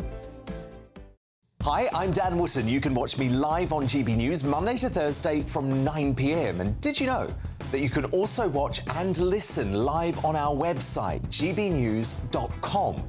You'll always be up to date on the latest breaking news, as well as enjoying the best stories, opinions and shows. You can even join the debate under our live player as you're watching. So head straight to gbnews.com on TV, radio and online. GB News, Britain's news channel. It's all about family, being in people's living rooms, all the interaction and getting to know who our viewers and listeners are. When I was young, my dad used to say, "Nana, stop arguing." I wanted an outlet that would enable me to give my opinion. People are going through a really hard time right now, and I know that you don't feel like you're being listened to by the establishment. I came to GB News because it's the People's Channel, and I want the audience to have their say on the events of the day. We're dynamic. We do something different. Democracy shows that the wisdom of the nation is in its people. I get to travel to find out what the story is from a personal perspective. The British people aren't fools. We know when we're not being told the full story. We've got to work out how Britain moves forward from this. It's the best country in the world. The establishment had their chance. Now we're here to represent your views. Britain's watching. Britain's watching. Britain's watching. We're proud to be GB News. The People's Channel. Britain's news channel.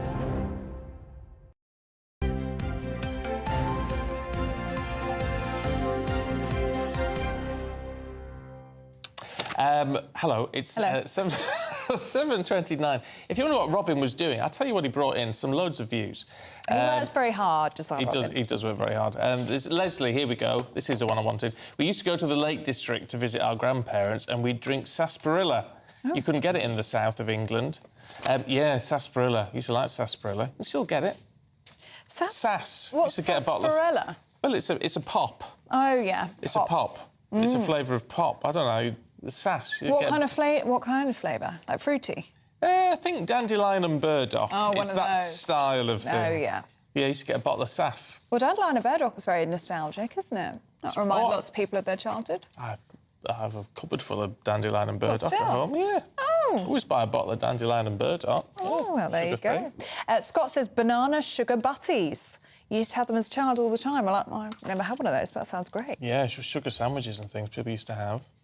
Yeah. Yeah. Angel cake, says Colin. Oh. Up here. Yeah. Oh, there you go. Yeah, angel cake. Sandra in Harlow, jelly with evaporated milk on it. Yeah, I remember that. Oh, that sounds good. Yeah. It's brilliant. Love all that sort of thing. Yep. Keep it coming through. There's loads more. We'll go through them. Now, look at some sport, shall we? Because England women's kick off their World Cup this weekend in Australia, but the Lionesses' camp have been disrupted over bonus pay. Yeah, players furious. They're at loggerheads with the FA, but they've paused negotiations about the money until after the tournament. Question is, should women's football be receiving the same pay as the men's game? Well, we're joined by Aidan McGee and former referee Janie Frampton, who are on very different sides on this. Aidan, let's kick off with you, should we please? Because you're being quite controversial, I think.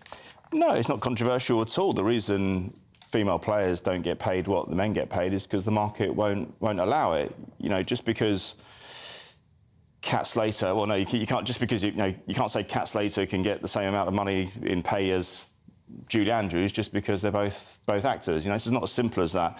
Most football teams within the WSL are surviving as part of the Premier League club, and I'm not sure they would survive on their own. And my fear for women's football is that at the moment we're building from the top down when we should be building from the bottom up. If you look at the attendances, for example, last summer for the Euros, the final was very, very good. There was lots of flag waving, there was lots of joy. It was an excellent achievement by the Lionesses. But if you look at the WSL attendances, they haven't really mirrored that progress. They haven't gone up as much as they should. There have been some stellar events, some one-off events that are really good. They've been really well attended. But by and large, when we're talking about a 50% increase, we're talking about an increase in most cases from about 2,000 to 3,000. It's still very, very difficult for an 8-year-old girl to play Sunday League football because the framework isn't there. That's the issue. And so unless we start building from the bottom up, we saw this in the National North Atlantic Soccer League back in America. We invited loads of big names over to play football in the States, but it crumbled after 4 years because there was nothing coming in the other direction. OK, Janie, what do you think of that? Aidan's saying that Coronation Street actors shouldn't be paid the same as Hollywood ones. What do you make of that? Yes, I understand, the analogy he makes. However, there's also a few other things to consider. Firstly, girls' football is being created and developed from the grassroots upwards, more so than you can imagine. And yes, an 8-year-old can pretty much play football at weekends wherever they are. Not everywhere, because the coverage isn't quite everywhere we would like. And I know this from experience. When I was playing as a girl, I couldn't get anything less than regional football, but that has changed. So the development is there. I also believe that we are filling stadiums, and we need to be aware of that. I wouldn't say one-off games, and Women's Super League games, an awful lot of the stadiums now have much, much higher attendances than they did pre-Euros. Now, when you look at that, you tell me what happens when we do fill stadiums, not just for Champions League, but for WSL games. Where is that money going? We're filling stadiums at Chelsea, Man City, Arsenal, Tottenham, some of those big clubs, and I grant you this is not week in, week out. But it's never going to change unless we get investment.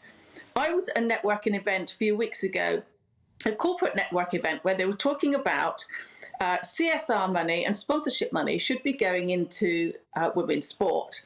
And what we've had previously is that women's sport has been tagged on to sponsorship deals to men's sport. And that's got to stop. It's never going to improve unless women's sponsorship have their own deals, which will then allow more money coming into the women's game. And this is where I think you need to start. Go on, Aidan. I was going to say, they haven't got those commercial deals in isolation because the market won't allow them to have it, Janie. That's the issue. Nobody wants to come forward and invest unless they're going to see a return on investment. And the game has to stand on its own 2 feet. It was quite similar with London 2012. Again, we built from the top down. We filled the stadiums, we had the flag waving, we won medals. But ultimately, participation, Inspire a Generation didn't work. It has to become from the bottom upwards, first of all.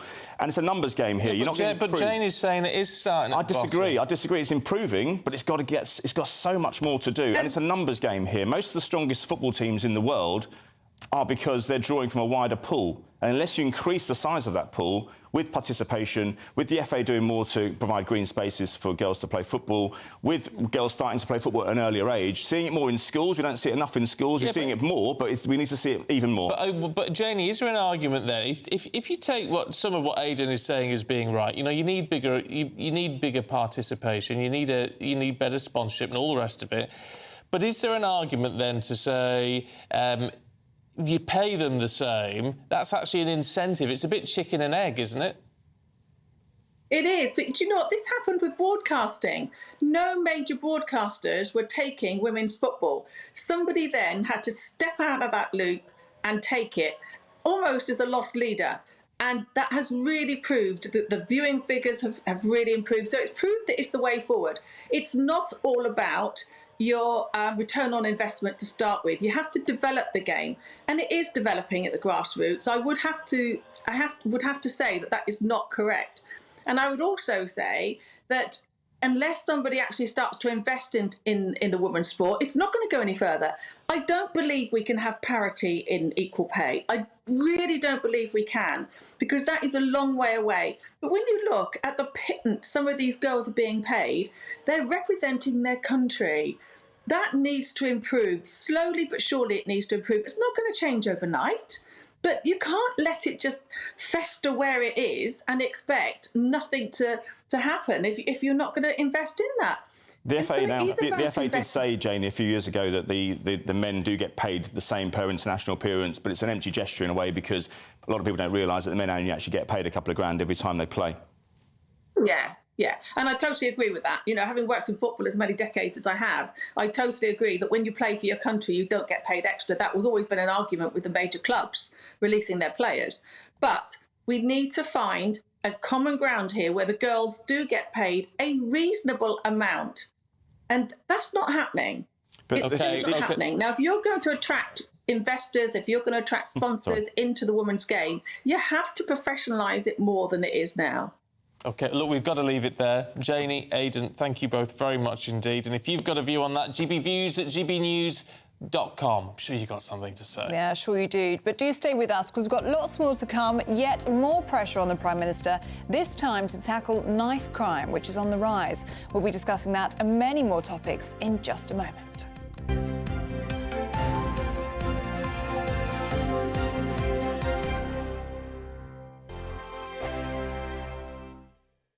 The Live Desk with me, Mark Longhurst. And me, Pip Thompson. It's here Monday to Friday on GB News. From midday, we'll bring you the news as it breaks, whenever it's happening and wherever it's happening, from across the UK and around the world. Refreshing, feisty, but with a bit of fun too. If it matters to you, we'll have it covered on TV, radio and online. Join the Live Desk on GB News, the People's Channel, Britain's news channel. Weeknights on GB News from 6 p.m. You'll always get drama. Please stop, Michelle. I know, yeah. Please stop. Should I just shut up? Romance. You like me, I like you. There you go. There you are. Well, don't tell anybody. Adventure. Etc. That's the whole point. But and action. Sergeant, the big green, my superstar panel, they're already at it. They're fighting. It's going to be quite a show. Only on GB News, the People's Channel, Britain's news channel. So Jubes and Co, we tackle the issues of the day with real robust debate, both sides of the fence, battling it out with me in the middle with my forthright opinions and views, and often really interesting things happen because you start with a position and then by the end of the debate you find actually, well, I might not have thought about that one. What we need in this country is 2 new political parties. You should maybe think about doing a 2024 calendar. I'm Michelle Dewberry and I'm keeping you company right through until 7 o'clock this evening. GB News, the People's Channel, Britain's watching. Monday to Thursday, 9 p.m. till 11 p.m. Join me, Dan Wootton. I'll bring you the sharpest takes and hottest debates. Do you not believe in prisons? I don't believe in prisons. I'm completely stunned. I guarantee you there'll be no spin, no bias, no censorship. I actually was personally quite offended by it. And no reason to go to bed. So I guess they've always been quite woke. That's Dan Wootton tonight on TV, radio and online. Monday to Thursday from 9 p.m. till 11 p.m. on GB News. The People's Channel, Britain's news channel. In a world of dull and predictable radio and TV shows. Oh, hi. On Mark Dolan tonight, we've got big guests. We drill into the big stories of the day. The show adds up to a brilliant listening and viewing experience. Mark Dolan Tonight is the most entertaining current affairs show ever, and that's a fact. That's Mark Dolan Tonight, Friday, Saturday and Sunday from 9. Only on GB News, Britain's news channel. Like all families, we have arguments every now and then, but actually we agree on what the mission of GB News is, and that's the most fundamentally important thing. GB News provides the kind of platform that lets all voices be heard. We don't hold back. We're free to say what we really think. Just because some people who live in a tiny little Westminster bubble think that their particular story is important, that's not the most important story for me. And often they will be difficult stories, stories that you won't find on the establishment media. Because what people think in the north of England may be very different to what they're thinking in the home counties. We're going to carry on telling the world what life is really like for households up and down the UK. We love to be in your car, in your kitchen as you're having your breakfast. Whatever you're doing, you are part of the show. If it matters to you, it matters to us. Britain's watching. Britain's watching. Britain's watching. We're proud to be GB News, the People's Channel, Britain's news channel.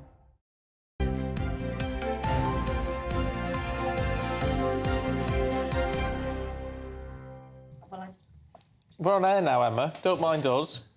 Honestly, we're having a right morning of it this morning. Do you know what? I think it's good though. So sorry. It's clearly such a relaxed environment. No one knows if we're on air or not. No. That's a good thing. Anyway, as you can see, Emma Burnell and Freddie Gray here to take us through the papers. Before we have a chat to them, be told, let's run you through the front pages.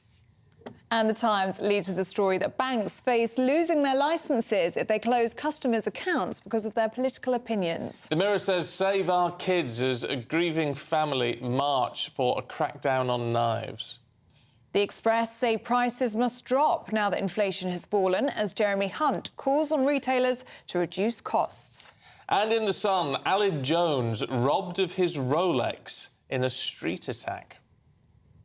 Well, it's time to go through today's biggest stories in the papers with Deputy Editor of The Spectator, Freddie Gray, and political consultant Emma Burnell. Good morning to both of you. Good morning. Hello again. Hello again.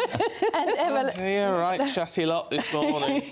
Oh, dear. Emma, let's start with you, shall we? The front page of The Mirror about knife crime. Yeah, this is a horrible story of a young lad who was killed a year ago, and his family had a big march in Wolverhampton where they live, and really trying to raise the profile of these crimes and the fact that it's so easy to buy these horrific, huge weapons on the internet. And these young gangs are bringing them into what would normally have just been a sort of fairly standard face-off, and it feels like it's getting worse and worse. And I don't know how you tackle this, though. This is what I don't understand. Because even if you got rid of... even if you were able to ban these machetes and great, awful knives, people could still get a knife, can't they? They can. And this is... So I don't know how you combat it. I mean, I think part of it is absolutely attitude, education, better... sort of tackling gangs at source. Why do people join gangs? There are reasons that people join a gang, and so it's tackling those reasons, giving them something more positive. I mean, I would say one of the big problems is there's so little for young people to actually do these days. Like, when was the last time you heard of someone going to a youth centre? They just don't exist anymore. The kinds of things that were available to us in terms of leisure are just not there, and so kids are on the street. They are, finding their own leisure and unfortunately doing it in an unguided way, which is leading to some really, really appalling habits. The Mirror headline was about zombie knives. I had to look up what a zombie knife is. You know what it is? No. It looks like a sort of knife out of a computer game, and I think the reason they're called zombie knives is they were designed after zombie films had them, because they look like it's a sort of sheet of serrated metal, and it looks sort of weirdly futuristic. And the kids obviously think it's very cool, like Half-Life, just like they think a machete's cool. But I think you could, there could be, they're buying them online quite often. Yeah. That could be clamped down on.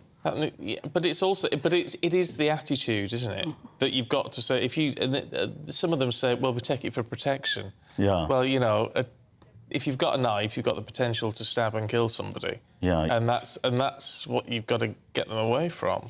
Well, it's another. I mean, I'm relating everything to the pandemic, but I often do. The research into it has shown that people went into gangs more after the pandemic, because quite a lot of children were vulnerable after pandemic. Gangs are very good at exploiting weaknesses in families, and if you have weak families, you get stronger gangs. That's a pattern of behaviour. Well, that's the thing. I would agree with you. I think it's a family value type story. But how do you go about changing that social situation? I don't know if you can. Yeah. Basically, talking machetes though, in the Sun, Ellie Jones has been robbed at. Yes, at Machete Point. Yeah. Yeah, he was held, and his Rolex watch, his £17,000 Rolex watch, was. So Alec Jones is the presenter of Songs of Praise, and Emma, are you going to sing it for us? He famously sang "We're Walking in the Air." Yeah. Oh yeah. Not in the film. Not in the film, no. But in the single afterwards. So yeah, he was on Top of the Pops, age 14, in a dreadful jumper, singing that song. Yeah. But this is happening quite a lot. I mean, it's happening a lot to famous people, because famous people would tend to wear very expensive watches. But also, if you wear expensive jewellery, watches, handbags around London or any city, you are likely to be targeted.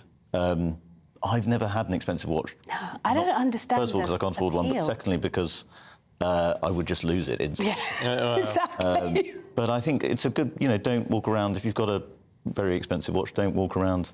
It's sad to say it, but probably the best advice is don't walk around urban areas. Well, oddly enough, just to go on a complete tangent, I've been meaning to ask you all morning, Ellie, what time is it? She's got a very nice. Right, you've got a very nice watch really on, but I don't know what time it's. No, it says it's 8:10, which is not. Oh, do you know what? I've got two watches, and neither of them actually tell the time. I mean, they're just the an accessory. I know. So that's a disgrace. A watch is an accessory. Oh, you're so cheeky. When did you spot that? Do you wear a watch, Stephen? I do. I like my watches. I bet he's got a fancy one. So this is a this is one of those digital watch things. Yeah. But I like an automatic, so I've got a few nice... Does it sort of monitor your heart and things like that? Everything on this, whether I'm breathing or not, all that Does it sort of tell you thing. how you slept? It does tell you how you sleep. Yeah. I don't really look at that, to be fair. It's just handy if you get a message. And You're very techie. I doesn't miss a trick this I do like a traditional, it's a proper traditional watch. I only just put this back on the other day. See, I think that's really sad what you just said, Freddie. Yeah. What, about that you shouldn't... I think it is Aled Jones's prerogative, right? He's obviously very successful, presenting songs of praise. He's got himself a nice watch, he's worked hard, and he's not allowed to wear it out and about on the street. I'm not rolling out that he's asking for it. The fact that you couldn't wear a nice watch out and about. It's just the practical advice at the moment is if you have an expensive watch, probably don't wear it out in certain parts of London. Well, I mean, according to the story, it was quite a nice part of West London. Yeah. So, I mean, as someone from the East End, I couldn't afford a 17-grand watch, but also I don't understand the appeal of spending that much on you could have 3 holidays for that. Well, if you've got that much money, it's a different perspective, isn't it? I absolutely both pragmatically understand what Freddie's saying and slightly recoil from the idea that you should adapt your behaviour to the criminals. And it speaks to the fact this is on the front page of the Sun speaks to the prevalence of it, because it's not just celebrities. Everybody now sort of knows somebody who's had a... Is your watch talking to you? It agreed with you. It just said yes for some reason. I have no idea why. Your watch has got AI. Yes. It will start presenting soon. Let's talk teeth, should we, Emma? In the mirror, 12 million of us can't see a dentist. Yeah, this is really bad, and it's gone up threefold since 2019. So there is an exodus of dentists from the NHS, and so many people now are either just completely unable to get an NHS, can't even get on the waiting list for an NHS dentist. Waiting lists themselves have gone up significantly, and people are also put off by the rising costs of NHS dentistry. So 1 in 4 people are actually extracting their own teeth, which is, extremely worrying, because obviously you can imagine... This is basic. It's a basic. If you're going to look after the nation, you need to look after the nation's teeth. Absolutely. And it's always, when you see films or TV shows that are about how awful it used to be in the past, one of the signifiers of that is always the bad teeth. And I think, we've come a long way, or we had come a long way, and it's just quite disheartening to feel like we're going back to a point where the poor can't have good dental health care. Yeah. I spent quite a lot of time in America, and Americans often talk about how bad British people's teeth it's their thing, isn't it? Yeah. They're obsessed with it. And unfortunately... We're proving them right. Yeah. I know you only need to look at something like Family Guy or these cartoons where anyone English is terrible portrayed. teeth. Well, Austin Powers, it was a thing, Powers, yeah. Terrible teeth and a bit evil. Yes, we're always evil, aren't we? Yeah, British people are always evil. I quite like that, though. I feel it cannot base every character on you, Freddie. Freddie, let's have a look at... I meant the evil bit, not the... Sorry, Bad teeth and evil. Yeah. The two go hand in hand. Rotting inside and out. Oh dear. Let's have a look at the front page of the Metro, Freddie, and the Met Police scandal. Yes, this is the extraordinary story of Daniel Morgan, the private detective who was found with an axe in his head some 36 years ago. And it is a story that seems to be linked to police corruption, and it has always... the investigations have never really got anywhere. Police have been invested. There's been quite a lot of investigations, a lot of reportage into it, but no one's ever really got to the bottom of it. And the Met has finally paid $2 million to the family and said sorry. Obviously, this is not justice, because we still don't know exactly what happened. But I think it's the Met trying to put a line under it and say, we've moved on as an organisation, we've moved on as institutions. Let's look forward. But obviously the family are never going to let go, and the desire to find out what actually happened will never go away. I'd tell you what always strikes me with this. It's a way my brain works in... I'm fascinated by time.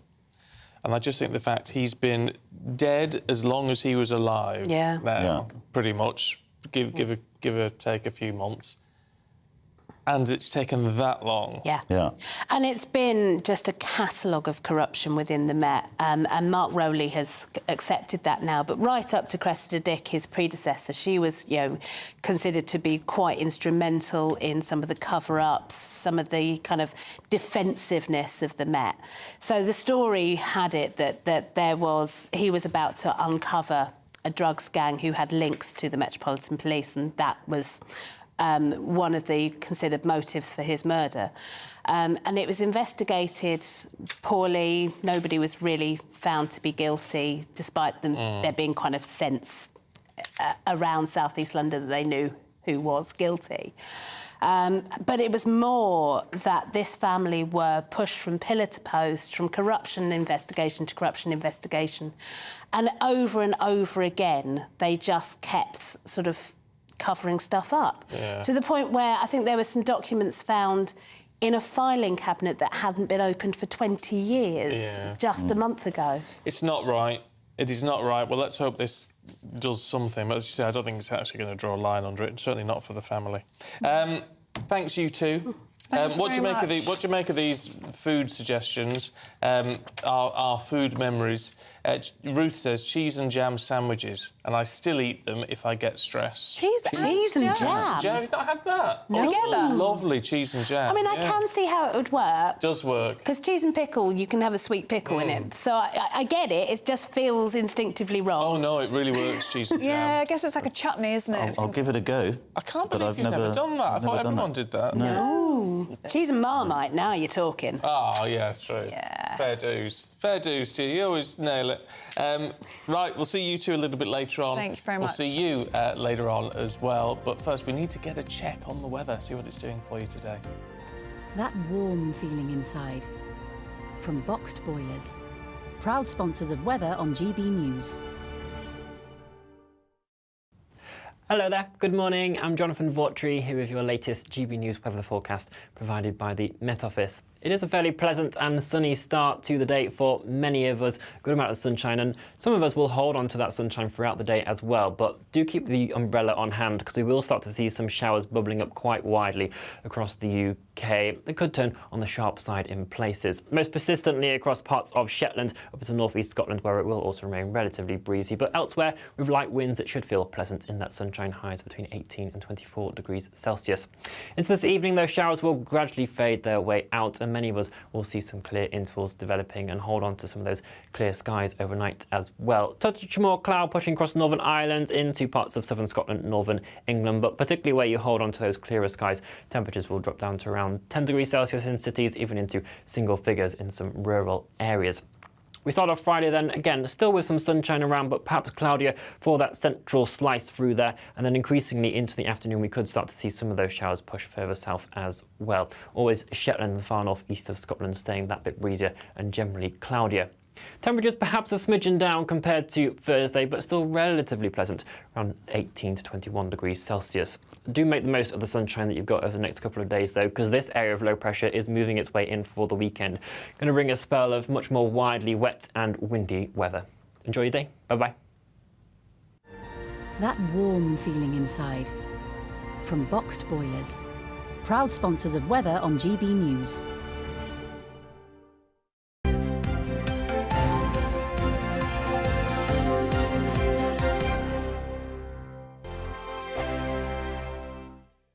What you get for breakfast is something that, if we do our jobs right, you will wake up to news that you didn't know the night before. It's a conversation. It's not just me and Eamon. We want to get to know you, and we want you to get to know us. From 6, it's Breakfast with Eamon and Isabel. Monday to Thursdays on GB News, Britain's news channel. Westminster is going around in ever-decreasing circles, followed by the media. Britain is broken. How on earth did we get into this mess? But more importantly, how do we get out of it? Join me at 7 p.m, Mondays to Thursdays on Farage, here on GB News. We will have open, rational debate. We've got to work out how Britain moves forward from this. Join us here on GB News, the People's Channel. Britain is watching. When the news happens, it happens here. And really important breaking news. Breaking news this morning. On TV, radio and online, the news starts here on Britain's Newsroom. All the biggest stories and the answers that you need from across the UK and beyond. Join Britain's Newsroom from 9:30 on GB News. The People's Channel, Britain's news channel. Join me, Patrick Christie's, Monday to Friday, 3 till 6. We tackle the day's news agenda like you've never seen before. It's high tempo, high octane, the most controversial topics and the best guests. You will not be able to take your eyes and ears off it. I'm not afraid to ask the questions that you really want answered. 3 till 6 p.m, Monday to Friday on GB News, the People's Channel, Britain's news channel. People in Britain, they love free speech, but they also love fair play. I don't care if I'm speaking somebody from a trade union, from the Labour Party, somebody from the SNP. And I think the viewers like to see that actually we can challenge one another, but in a positive way. We think we ask the questions that people want to ask, and often we ask the questions that we wanted to ask in Parliament but never got the chance to ask. So join us every Saturday, 10 a.m. till noon on GB News, Britain's news channel. Hi, I'm Dan Wootton. You can watch me live on GB News Monday to Thursday from 9 p.m. And did you know that you can also watch and listen live on our website, gbnews.com? You'll always be up to date on the latest breaking news, as well as enjoying the best stories, opinions and shows. You can even join the debate under our live player as you're watching. So head straight to gbnews.com on TV, radio and online. GB News, Britain's news channel. It's all about family, being in people's living rooms, all the interaction and getting to know who our viewers and listeners are. When I was young, my dad used to say, "Nana, stop arguing." I wanted an outlet that would enable me to give my opinion. People are going through a really hard time right now, and I know that you don't feel like you're being listened to by the establishment. I came to GB News because it's the People's Channel, and I want the audience to have their say on the events of the day. We're dynamic. We do something different. Democracy shows that the wisdom of the nation is in its people. I get to travel to find out what the story is from a personal perspective. The British people aren't fools. We know when we're not being told the full story. We've got to work out how Britain moves forward from this. It's the best country in the world. The establishment had their chance. Now we're here to represent your views. Britain's watching. Britain's watching. Britain's watching. We're proud to be GB News, the People's Channel, Britain's news channel.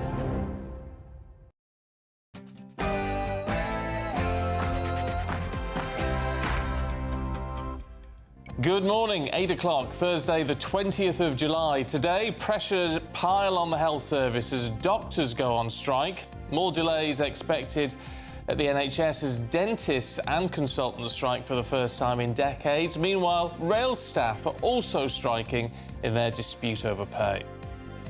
Elsewhere, the Prime Minister has waded into Nigel Farage's banking row, saying no one should have their bank account closed because of their political views. Do you agree? Traffic hell set to hit the UK as the big holiday getaway begins. Up to 13 million people expected on the roads this weekend.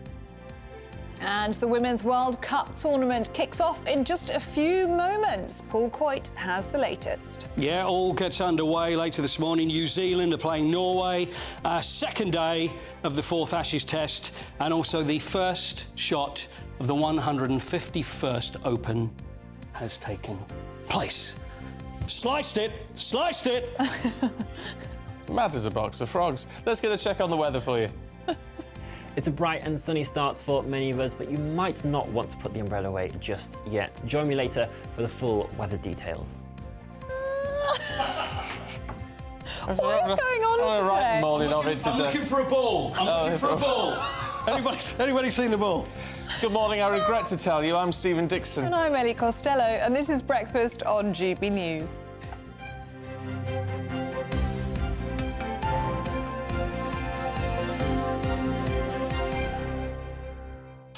Away from the madness, let's kick off with some serious stuff, should we? Because thousands of senior doctors are going on strike today over pay disputes, causing real problems for the NHS.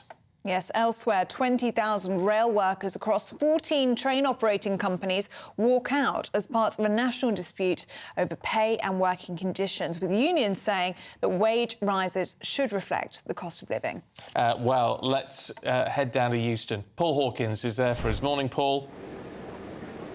Yeah, morning. All 14 train operating companies across England will be affected. So there will be knock-on effect for services that travel into Scotland and Wales as well. This is part of a long-running, ongoing dispute between the train operating companies and the government and the RMT. And we can speak to the General Secretary of the RMT now, Mick Lynch.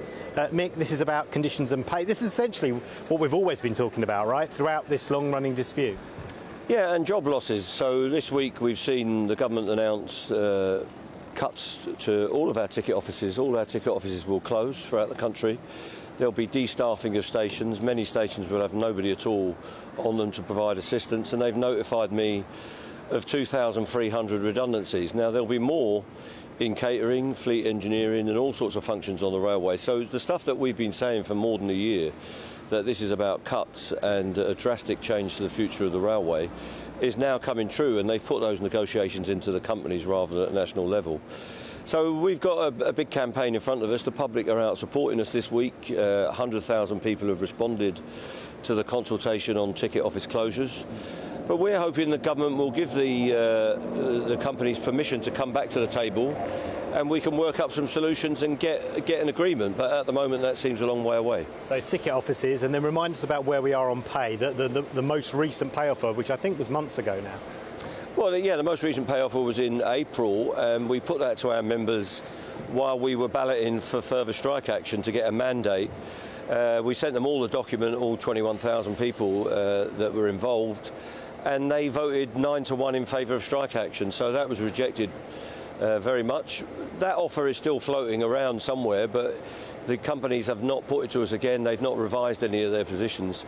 If they want to come back and talk to us, we'll be available to talk to them. And when was the last time you spoke to either a government minister or one of the train operating companies? Well, we speak to the train operators every now and again because we have to, because we're still running the railway and there are other issues. But so we are in contact with them. But there are no negotiations. We speak to the companies every day in the workplace, but we haven't spoken to the government about this matter for 6 months or more. Okay. So what's your message for Mark Harper, the Transport Secretary, this morning? Well, give the companies a new mandate. Let's facilitate some talks, and let's try and get a deal cooked up that we can try and get back around the table. We're doing that with London Transport right now about what's going on London Underground. We've been in ACAS, the conciliation service, all week. So if we can get the same atmosphere where people are trying to work towards some solutions, perhaps we can do that on National Rail. I'm hoping that maybe London Underground will come up with some proposals that are steps forward, and we can consider that. But if we can do that on both parts of the railway, if you like, we can maybe get some progress. Yeah, it feels like the public are getting kind of used to this now. They're adjusting to this ongoing industrial dispute, and for your own members, I think it must be about a month's worth of pay at least that they've lost now. I mean, can they afford to carry on taking this kind of industrial action? Well, nobody can afford to go on strike. You lose a lot of money, and it's quite a tough experience. But our members are fully committed. They voted for this action 3 times, and there are lots of other people in the country that have been involved and are getting involved. We've got the consultants out today. People we thought would never go on strike have been forced to go on strike because of the way that the government's treating them and the way they're getting treated at the workplace. So our members are fully committed. And when you hear that 2,300 of your colleagues are going to be made redundant and there's still no agreement, that emboldens people. So our members will be out today on all these picket lines. They're getting support from the public, as they have done throughout it. So they're fully committed to it, but they want their union to go and get them a deal. I'm determined to do that, along with the rest of the negotiating team. If the government wants to come back to the table or send the talks back to the table, we'll be there waiting to try and work some solutions. Yeah, and so just remind us very quickly, when does the current mandate run out? It's running through till October, November time, so there's still plenty of time on that. Okay. And then you could carry on into next year. Well, we'll have potentially when there's another general election. Wait for the government to change we'll if have it to does. get a new mandate. The difference is now that they're trying to do all these things through the companies rather than a national setup. That changes the dispute in some ways because we've got to do multiple sets of negotiations. So it'd be nice to have a framework agreement where we could work that through, but it really is up to the government to allow that to happen and instruct these companies to get back to the table. Okay. Thanks, Mick. Appreciate you talking to us. That's Mick Lynch from the RMT. So you heard what he had to say. It's up to the government now to come to the negotiating table. That's what the RMT is saying. The government is saying the deal that they put on the table, the offer that they put on the table and the conditions that are attached, that's their final offer for now. And in the meantime, disruption goes on. 20,000 members striking today. The advice is check before you travel, as always. Yes, good advice as always. Thank you so much, Paul Hawkins, and to Mick Lynch as well for speaking to us there. Do let us know what you think about what Mick Lynch was saying there. Is it the government's time to come to the table? This is a very long-running dispute, has been going since I think it was June of last year. How are you feeling about it? Lots of your journeys, I'm sure, are going to be affected today. Do let us know, gbviews@gbnews.com. Well, let's go back to the NHS strikes then, and consultants and NHS dentists, all sorts of people on strike for the next few days. Our South West of England reporter Jeff Moody is at Bristol Royal Infirmary. What's happening there, Jeff?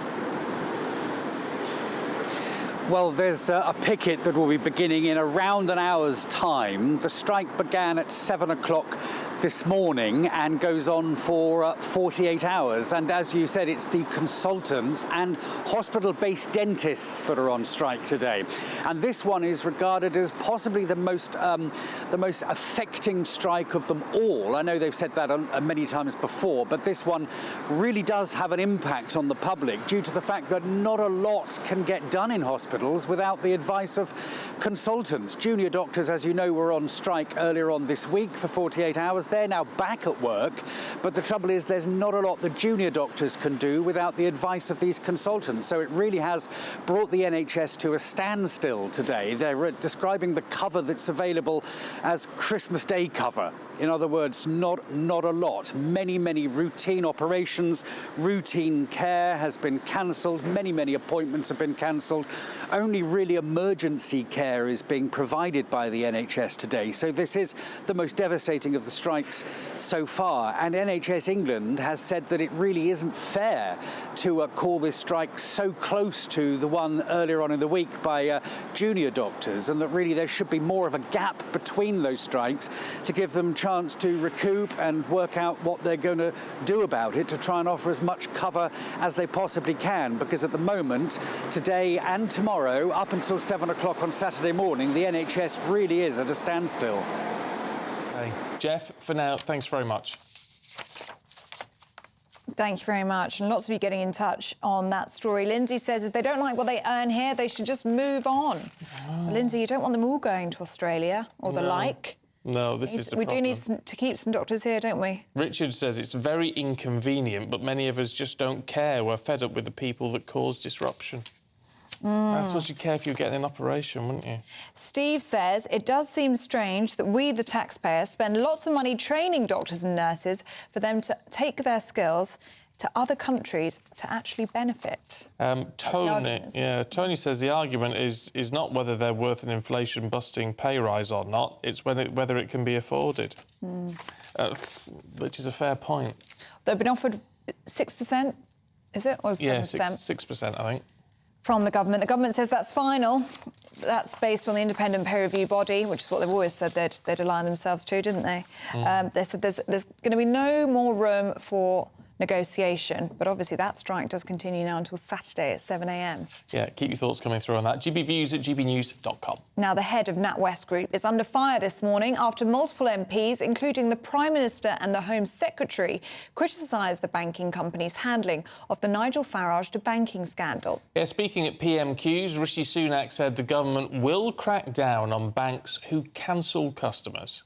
It wouldn't be right if financial services were being denied to anyone exercising their right to lawful free speech. Our new Financial Services and Markets Act puts in place new measures to ensure that politically exposed persons are being treated in an appropriate and proportionate manner. And having consulted on the payment services regulations, we are in the process of cracking down on this practice by tightening the rules around account closures. But in the meantime, any individual can complain to the Financial Ombudsman Service, which has the power to direct a bank to reopen their account. Well, let's bring in consumer expert Jeremy Baker for more on this. Good morning to you, Jeremy. Very good to see you this morning.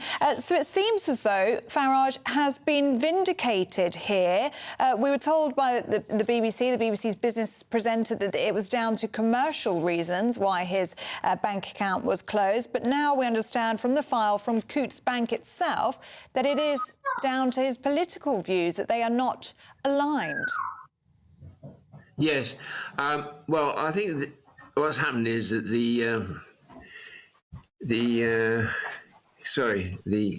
children. Nigel joined up an upper class bank. That's what he wanted. He joined the upper class Coutts Bank. He then came to the conclusion the upper classes are wrecking this country. That's his political view. And since then, he's always been opposed to the upper classes. So at the moment, Nigel wants to stay in an upper class organisation, Coutts Bank, and he wants to have a campaign against the upper class, which is his political campaign. So that's the conflict here.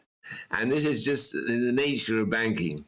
You choose your customers, and it's completely normal for an organisation to decide on some customers, not others. And so I support the bank, frankly. Nigel took this step. He joined. He then decided he hated upper class people. He hates the old style way of doing things in Britain. And good luck to him. And, you know, many people would agree with him. But he can't have it both ways. And that's what he wants at the moment.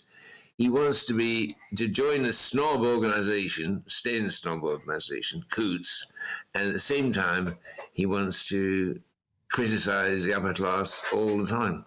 Yeah, so there's a conflict there, and the conflict was bound to arise sooner or later. Yeah, but Jeremy, it cannot be right. And what happens with Jeremy, hold on. It can't be right, can it, when whatever your political views, because we all rely on banks now in a way that we didn't previously, we can't run our lives without a banking system now, that banks can simply, at their own whim and pleasure, say, well, actually, we don't agree with what you stand for, therefore, we're not going to provide you with a service. How can that be right? Well, the bank is under an awful lot of pressure from people like the government. If you look at, imagine a bank getting a new customer, they have to perform something called KYC, Know Your Customer. And in that, you have to check on the customer to make sure they're not doing any money laundering, they're not against government policy, or behaving correctly. The regulator is going to approve of this new customer. So that's completely normal behavior. And you can't just walk in and get a bank account. You have to be checked the whole time against the government's own criteria. Yeah, but that's about legal. So when the government, forgive me, Jeremy, but that's decided to get rid of Nigel, it's a kind of unpleasant process. Let's be frank, but it's a normal process that's going on the whole time. Let's say Just Stop Oil walked in and asked for a Coutts Bank account. They would say, no, forget it. We're not having you here. We don't like you. Yeah, but our customers don't like Just Stop Oil, so we're not going to have you. Yeah, that is normal behaviour by a bank. Unfortunately, now being revealed to the masses, an ugly side of banking. But there is an argument to say, isn't it? If you're going to use Just Stop Oil as an example, Just Stop Oil are carrying out some things which are against the law of the land. Nigel Farage hasn't broken any laws, he hasn't broken any rules, he just holds a different viewpoint to those people in the bank. Your argument seems to be suggesting that actually Big Brother is alive and well and you're supporting it. Well, no, hold on a second. Nigel Farage joined in the system when he applied to join Coutts Bank. He basically filled out a form saying, I'm not upper class, but I want to join the upper class as quickly as possible. I want to make loads of money and be a snob like, earls and lords and all the rest of it. That's what by joining Coutts, that's what you sign up for. No, if he joined a normal bank, no, it isn't. Then he would just want a normal banking service. He didn't do that. He joined the snob bank.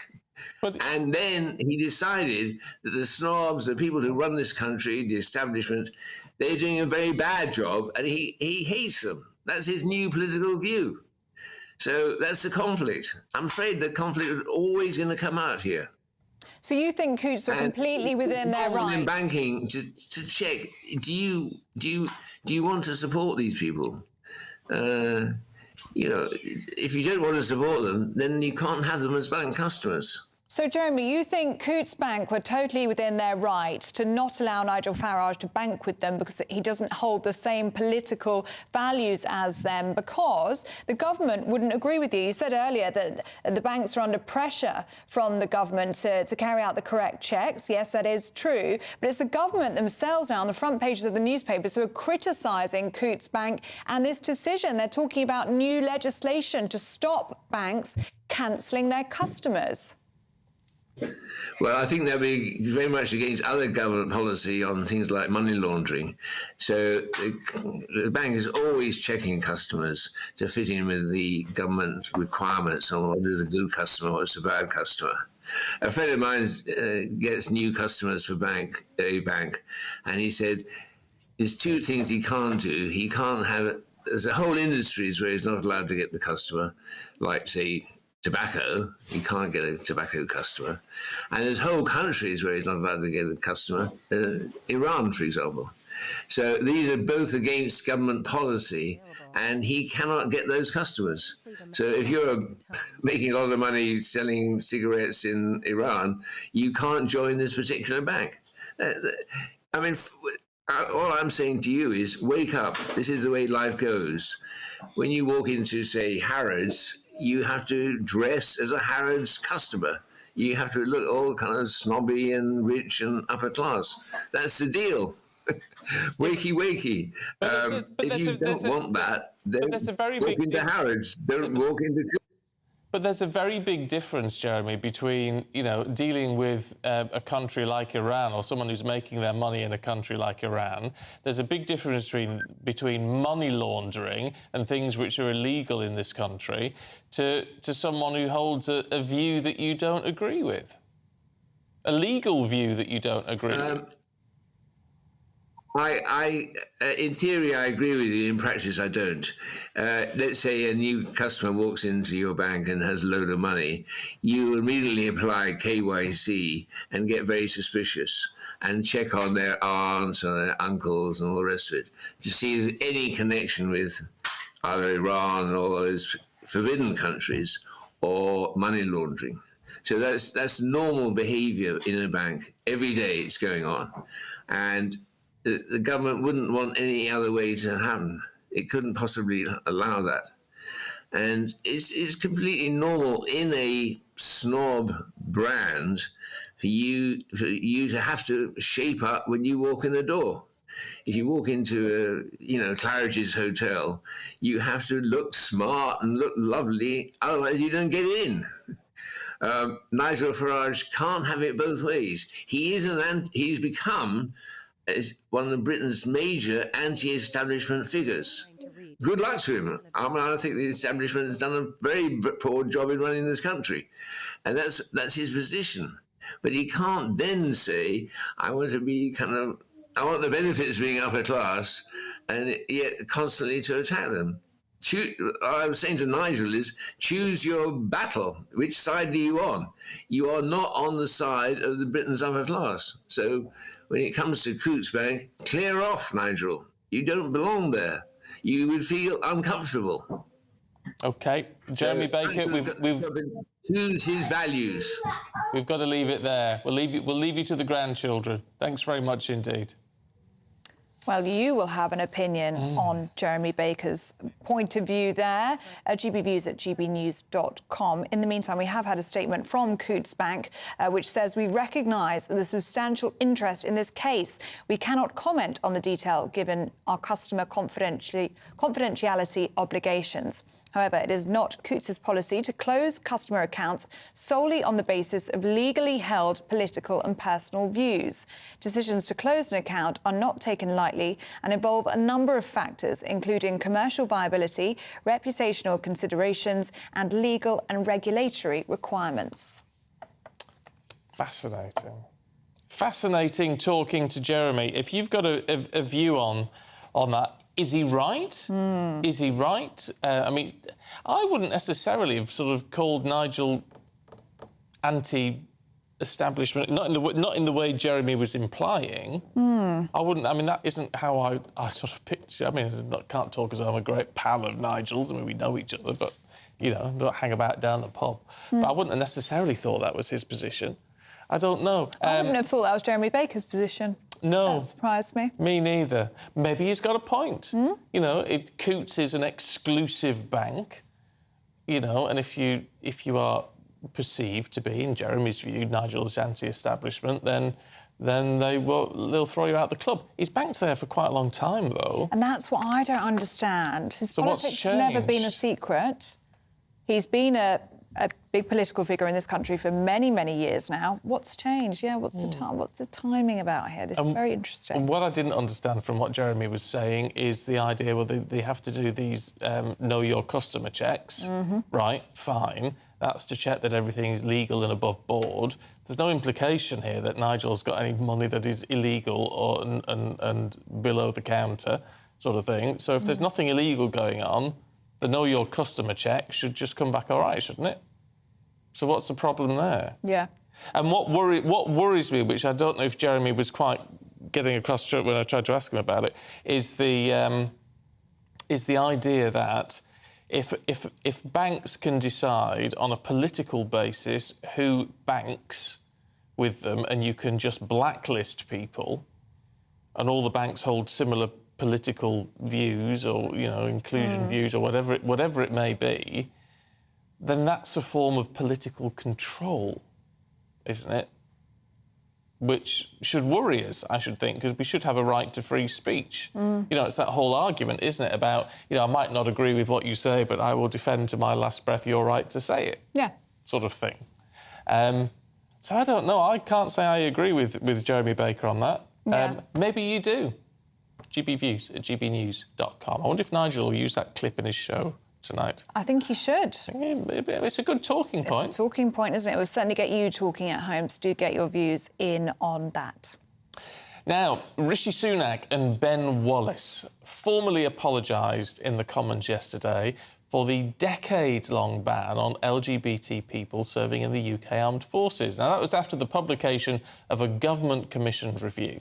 Well, the Prime Minister said the ban, which lasted from 1967 to the year 2000, was an appalling failure of the British state, decades behind the law of this land. Well, let's talk to Kevin Baisley, who's an RAF navigator and joins us now to discuss. And I know, I mean, you were forced to leave, weren't you, under this...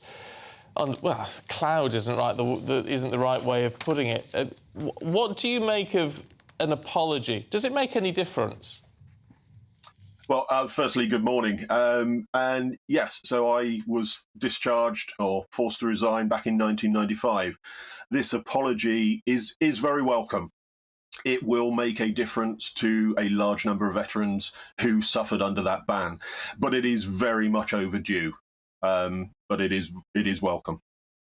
So talk us through, Kevin, the journey emotionally to this point, because you have been waiting for this apology for decades, haven't you? And very sadly, it will be too late for some people, won't it? And for others who are still with us, it just won't be enough.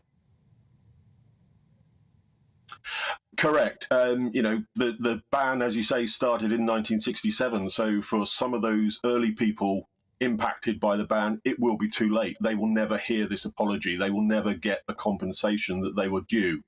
The state took our dignity, they took our integrity, they took our honour, and all we wanted to do was serve our country.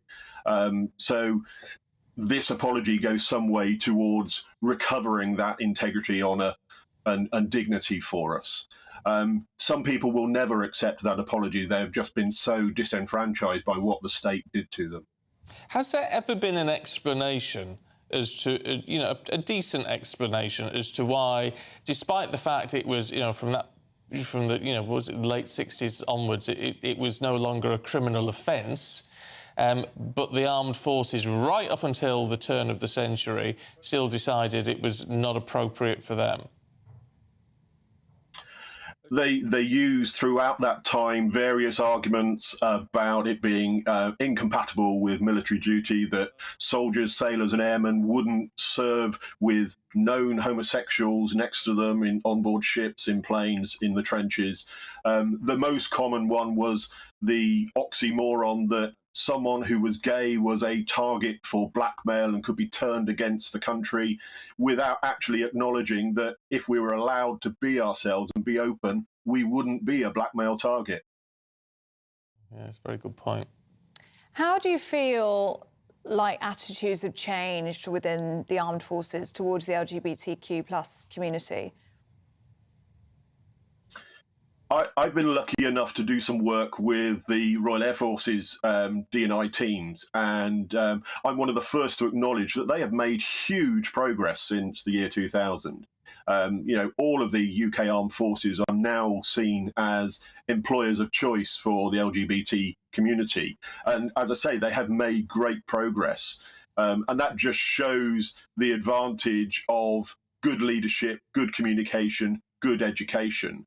But they mustn't forget their history, and that's what's important about this review, is learning from the lessons of the state-sanctioned abuse that happened to us.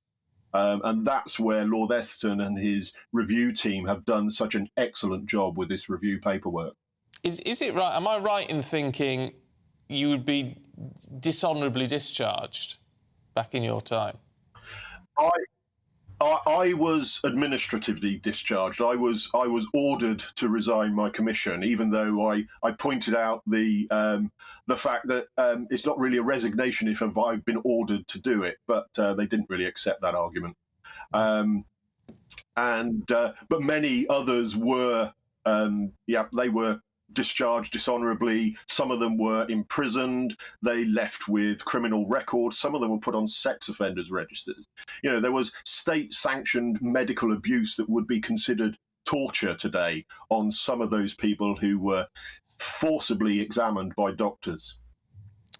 Well, thank heavens that's come to an end. And as you say, this apology is a step in the right direction. But clearly, when it comes to some sort of compensation, more needs to be done. Kevin, it's good to talk to you this morning. Thanks very much. Thank you. Thank you very much indeed. Thank you very much. One of those things which is actually shocking. Yeah, it is. Yeah. When you read it, and there are plenty of gay people in the armed forces now. Fitting in, working well, and doing their duty, dying for this country when it comes to that ultimate sacrifice. And you can't dismiss that. What is so terrifying is how recent we're talking here. This is recent history. And as Kevin said, all these people wanted to do was to serve their country, potentially die for their country. They weren't awarded that dignity to do so. Yeah. Shocking. You will have a view on that. Do get in touch with those. gbviews@gbnews.com. Now, we're going to be, unfortunately for us, Paul Coyte's going to be joining us in the studio. He's going to take us through the biggest sports stories of the day, including the Women's World Cup, which kicks off today. First, though, here's your weather. The temperature's rising. Boxed Solar, proud sponsors of weather on GB News. Hello there, good morning. I'm Jonathan Vaughtry here with your latest GB News weather forecast provided by the Met Office. It is a fairly pleasant and sunny start to the day for many of us. Good amount of sunshine, and some of us will hold on to that sunshine throughout the day as well. But do keep the umbrella on hand, because we will start to see some showers bubbling up quite widely across the UK. They could turn on the sharp side in places. Most persistently across parts of Shetland up to North East Scotland, where it will also remain relatively breezy. But elsewhere, with light winds, it should feel pleasant in that sunshine, highs between 18 and 24 degrees Celsius. Into this evening, those showers will gradually fade their way out, and many of us will see some clear intervals developing and hold on to some of those clear skies overnight as well. Touch more cloud pushing across Northern Ireland into parts of southern Scotland, northern England, but particularly where you hold on to those clearer skies, temperatures will drop down to around 10 degrees Celsius in cities, even into single figures in some rural areas. We start off Friday then, again, still with some sunshine around, but perhaps cloudier for that central slice through there. And then increasingly into the afternoon, we could start to see some of those showers push further south as well. Always Shetland and the far north east of Scotland staying that bit breezier and generally cloudier. Temperatures perhaps a smidgen down compared to Thursday, but still relatively pleasant, around 18 to 21 degrees Celsius. Do make the most of the sunshine that you've got over the next couple of days, though, because this area of low pressure is moving its way in for the weekend. Going to bring a spell of much more widely wet and windy weather. Enjoy your day. Bye-bye. The temperature's rising.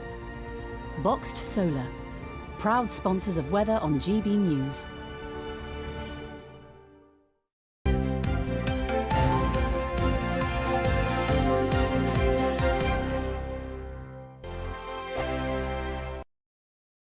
The Live Desk with me, Mark Longhurst. And me, Pip Thompson.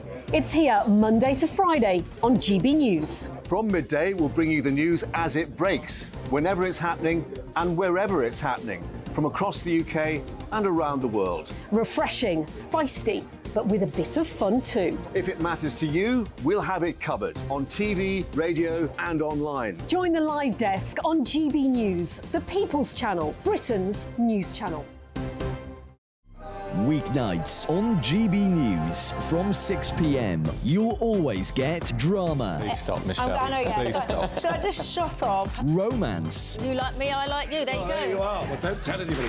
Adventure. Etc. That's the whole point. But And action. Sergeant, the big read, my superstar panel that already at it. They're fighting. It's going to be quite a show. Only on GB News, the People's Channel, Britain's news channel. So Jubes and Co, we tackle the issues of the day with real robust debate, both sides of the fence, battling it out with me in the middle with my forthright opinions and views. And often really interesting things happen because you start with a position and then by the end of the debate you find actually, well, I might not have thought about that one. What we need in this country is 2 new political parties. You should maybe think about doing a 2024 calendar.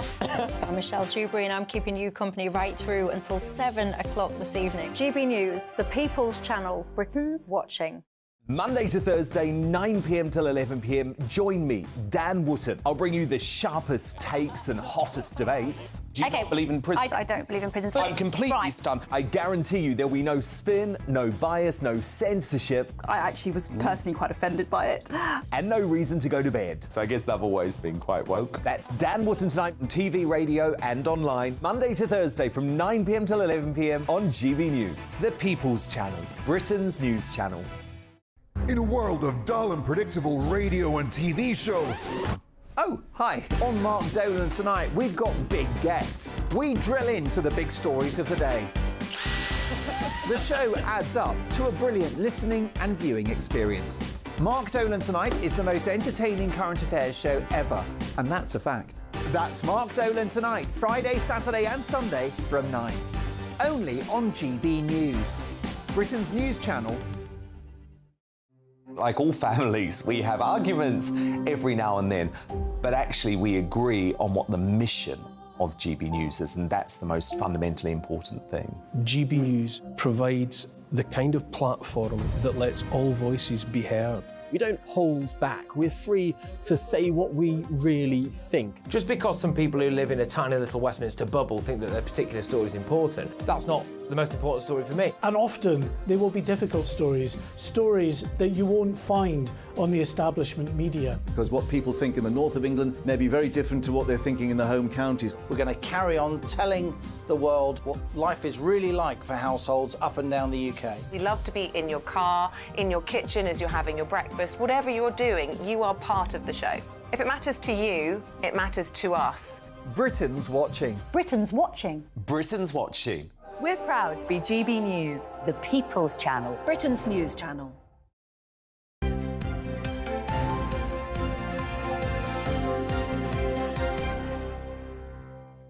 8:35. Unfortunately, Paul Coyte is here with us now for our lovely sports. Thank you. Morning. Morning. Lovely to see you. And you again. Do you want my old-time food? Oh, yeah. Go on. And you can still get it. Angel Delight. Oh, yeah. What flavour? Strawberry. Oh, yeah. All right. Let's have more. Chicken Kiev before then. Oh, before? Love a bit of that. And you don't get steak and kidney pie, because kidneys just don't seem to be popular like they used to. No. Well, they're awful, aren't they? That's well, I think they're all right. Thank you very much indeed. It's a pleasure. Should we talk cricket? Let's talk about that, please. Was that set up? Did you set that up for me or not? No, okay, yeah. I'm so sorry. Yeah, England won the toss yesterday and decided that they were going to have a bowl and try and get Australia out. It's the 4th Ashes Test, 2-1 down so far. And it's been such. I know, Ellie. I know you've enjoyed all of it, and it's been so exciting this time. So close as well. We've got 2 to go. So this one, we're into day 2. This is when things start unravelling a little bit, and I mean that in the best sense of the word. It's always the first day when you can't really tell how this is going to go. It's pretty even, but Australia are doing pretty good. We just need to get Australia out, get into bat well. Stuart Broad, 600th Test wicket, and I'm very much looking forward to it. And I've just connected the dots as to who Stuart Broad is. Yes. What? Molly King, a.k.a. The Saturdays. Correct. Pop star. Yeah. His partner, they've had a baby together. Yeah. Really? So you've got to get me engaged. You've got to because all remember of a sudden, these things. your eyes just went like that. So now it's... I love the way she's just connected the dots, i.e. she's just Googled him. Yes, Find out who he is. It's amazing how those dots connect when you do that. It is amazing. Yeah. Isn't it? But he is amazing. I mean, he's taken more wickets than anybody else against Australia. But the thing is, the odds are pretty much against us because we haven't won a Test. You say, how I say we? It's like I'm a member of the team. Well, you are, virtually. I'm very much invested in it. Yeah. But we haven't won a Test at Old Trafford against Australia since 1981, from the days of Ian Botham. And also, whenever we've batted second, nobody wins there either. It's all about bucking the trend. It is bucking the trend. Let's talk World Cup, should we? Yeah, because it kicks off, in very shortly? Or is it 11 o'clock. 11 o'clock. Is New Zealand, Norway, so because it's underway. It's New Zealand, I believe so. So 11 o'clock is Australia versus Ireland. Right. So 32 teams, some better than others. I mean, there's countries that have never been in the World Cup before. For example, Vietnam, there's Haiti. Look, there we are. Look, is this live from there? This is live. Already? I mean, I know it says Auckland shooting, but obviously I should mention the fact that there was a shooting that did take place earlier. It's not affecting the World Cup. There was talk, is this going to have anything to do or any effect on what's going on in Auckland? The answer is no. It's just an isolated incident. But there we are. But there's live pictures from Auckland where the first game taking place. Fans from all over the world, and even teams like Zambia, who are ranked 2077 in the world. That was easy for me to say, but 77th in the world. So we may see some very big score lines. But England, we're in with a shot. Well, we're first up against Haiti. Haiti, on Saturday. Haiti. Yeah, Haiti. Yeah.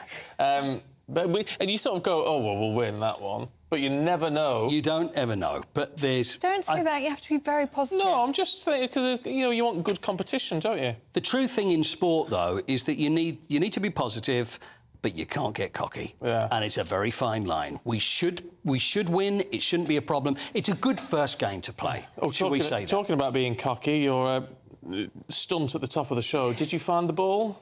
Yes, I did. Yeah. Oh, good, yes, I did, good. Through the window, I do apologise. The Open's off today, doesn't it? Yes, it does. Tees off today. The 151st Open, which is... it's actually already started. This is at Hoylake, the Royal Liverpool. The first shot has been taken. Matthew Jordan, 27-year-old. He's a professional golfer, of course.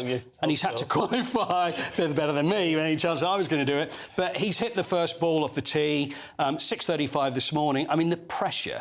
I mean, he is a pro and he has qualified, but because he is a member of the club, they've asked him to hit the first ball. And even if you're a professional, there's still that worry when the whole world is watching you, and you know you've got to hit a good shot. But it's OK. It hasn't been the greatest start for him, but it's his home course. So if he does very well, he might win a jug. Look at him. The claret jug, the legendary claret jug. Now Rory McIlroy. Everyone's talking about Rory McIlroy. Rory McIlroy. There he is. Now there he is with the legendary claret jug. He won this in 2014. Now he's won 3 of the 4 majors. This is the last one he won, so he's so overdue. It's the Masters is the one he hasn't won. There's the claret jug itself. Goes back to the 1800s. Sterling silver, but it's because it's so valuable. I guess this is like Wimbledon as well. They don't actually get to take the jug home, but they do get a replica, and the winner is also allowed to purchase 3 replicas of varying size. You can have one for each member of the family. Yes, little one, a larger one. I've got maybe there's one like this. But anyway, it's all got underway today. Yeah. Paul, it's been a joy. Shall we try again tomorrow? Oh, please, yeah. I'll try a little bit harder. I'll try my best. Good stuff. Thank you. Coity, thank you. Thanks, Coity. Now, do stay with us. Coming up, Europe is currently hotter than the Sahara as fires rage across Greece and Spain. We'll be discussing this and much more with Freddie Gray and Emma Burnell. That's next.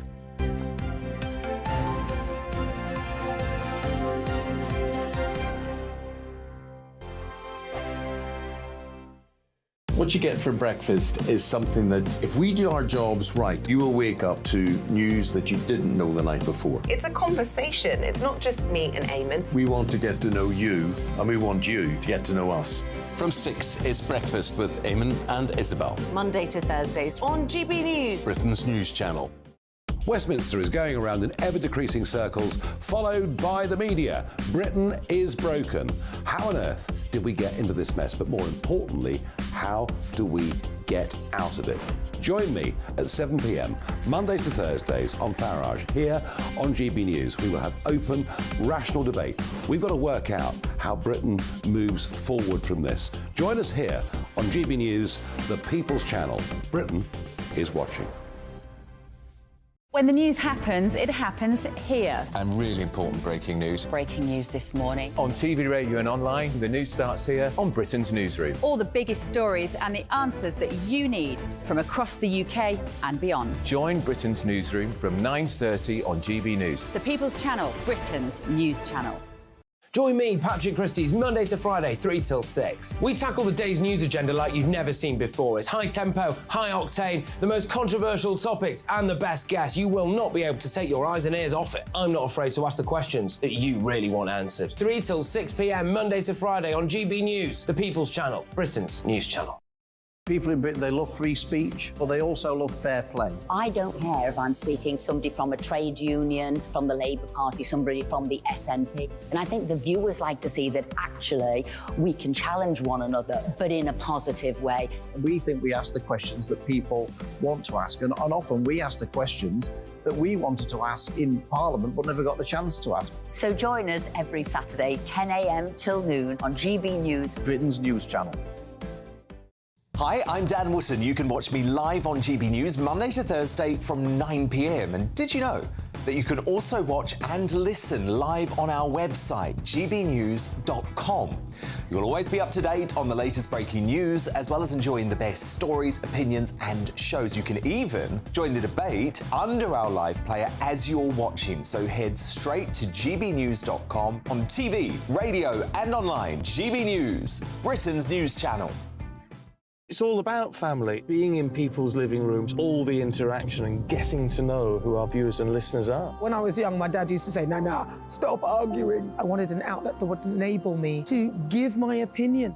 People are going through a really hard time right now, and I know that you don't feel like you're being listened to by the establishment. I came to GB News because it's the People's Channel, and I want the audience to have their say on the events of the day. We're dynamic. We do something different. Democracy shows that the wisdom of the nation is in its people. I get to travel to find out what the story is from a personal perspective. The British people aren't fools. We know when we're not being told the full story. We've got to work out how Britain moves forward from this. Is the best country in the world. The establishment had their chance. Now we're here to represent your views. Britain's watching. Britain's watching. Britain's watching. We're proud to be GB News, The People's Channel, Britain's news channel.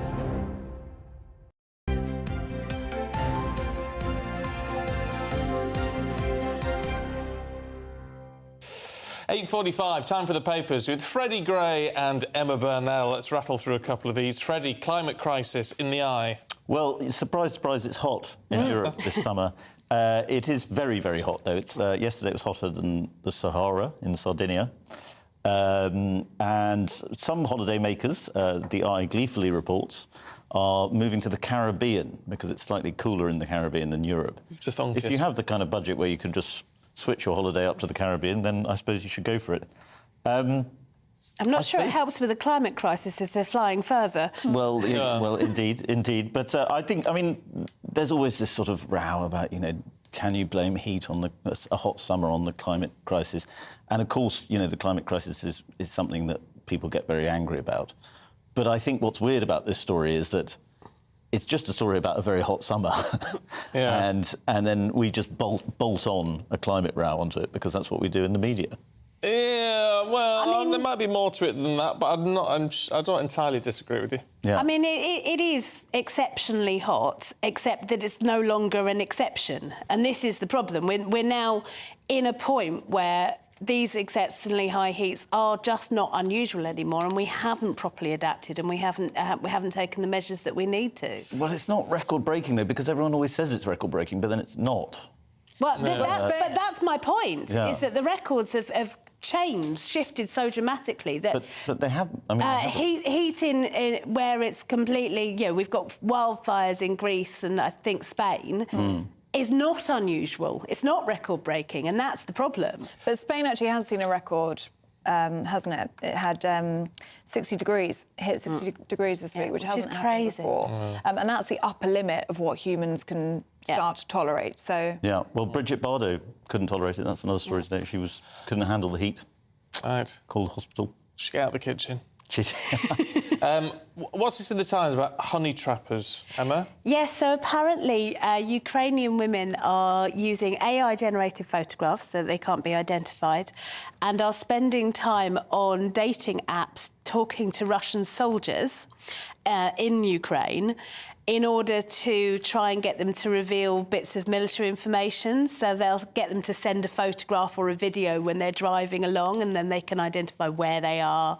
They're revealing like little bits of information about things that they're doing in order to try and impress these women. And these women, of course, passing it straight on to the Ukrainian military intelligence. So it's a very clever story. Clever on behalf of everybody except for the Russian soldiers, it seems. Yeah. Yeah. No, it is clever stuff, actually. Meanwhile, the head of MI6 in Britain is appealing to Russians to defect, to spy on Russia, which I find is very odd, the way that espionage now is very public and media. Yes, I think it's a surely you should be doing that in an underhand way. Well, I was going to say, because then it's just going to put the GRU or whatever just onto all these important oligarchs and monitoring everything they do. Well, exactly. Even more. But I do think part of this story, what really appeals about this Ukrainian story is it really shows that esprit de corps that Ukraine has demonstrated throughout. Everybody is doing their bit, everyone's getting involved. We may have to update the phrase blitz spirit to Ukrainian spirit, because I think that's exactly what's being demonstrated here. Yeah, it's a fair Even point. on the dating apps. Even on the dating apps. Yeah. Freddie, Emma, sorry it's been so tight on this one, but it's been good to see you this morning. Great. Thank you so much. Thank you. Now, TikTok is the most popular news source for teenagers in Britain, according to research from Ofcom. Yes, the report found that the Chinese-owned app is used by 28% of teenagers, raising new concerns about misinformation. Let's talk to Jessica Chalmers, who's an online child safety expert. Good to see you this morning. This is concerning, isn't it? Because we don't know quite... When we say they're consuming news on TikTok, we don't know if it's actual news or just, I don't know, gossip. Yeah, exactly. Because the problem with getting on news from something like social media is not everything you're going to read is going to be necessarily trustworthy.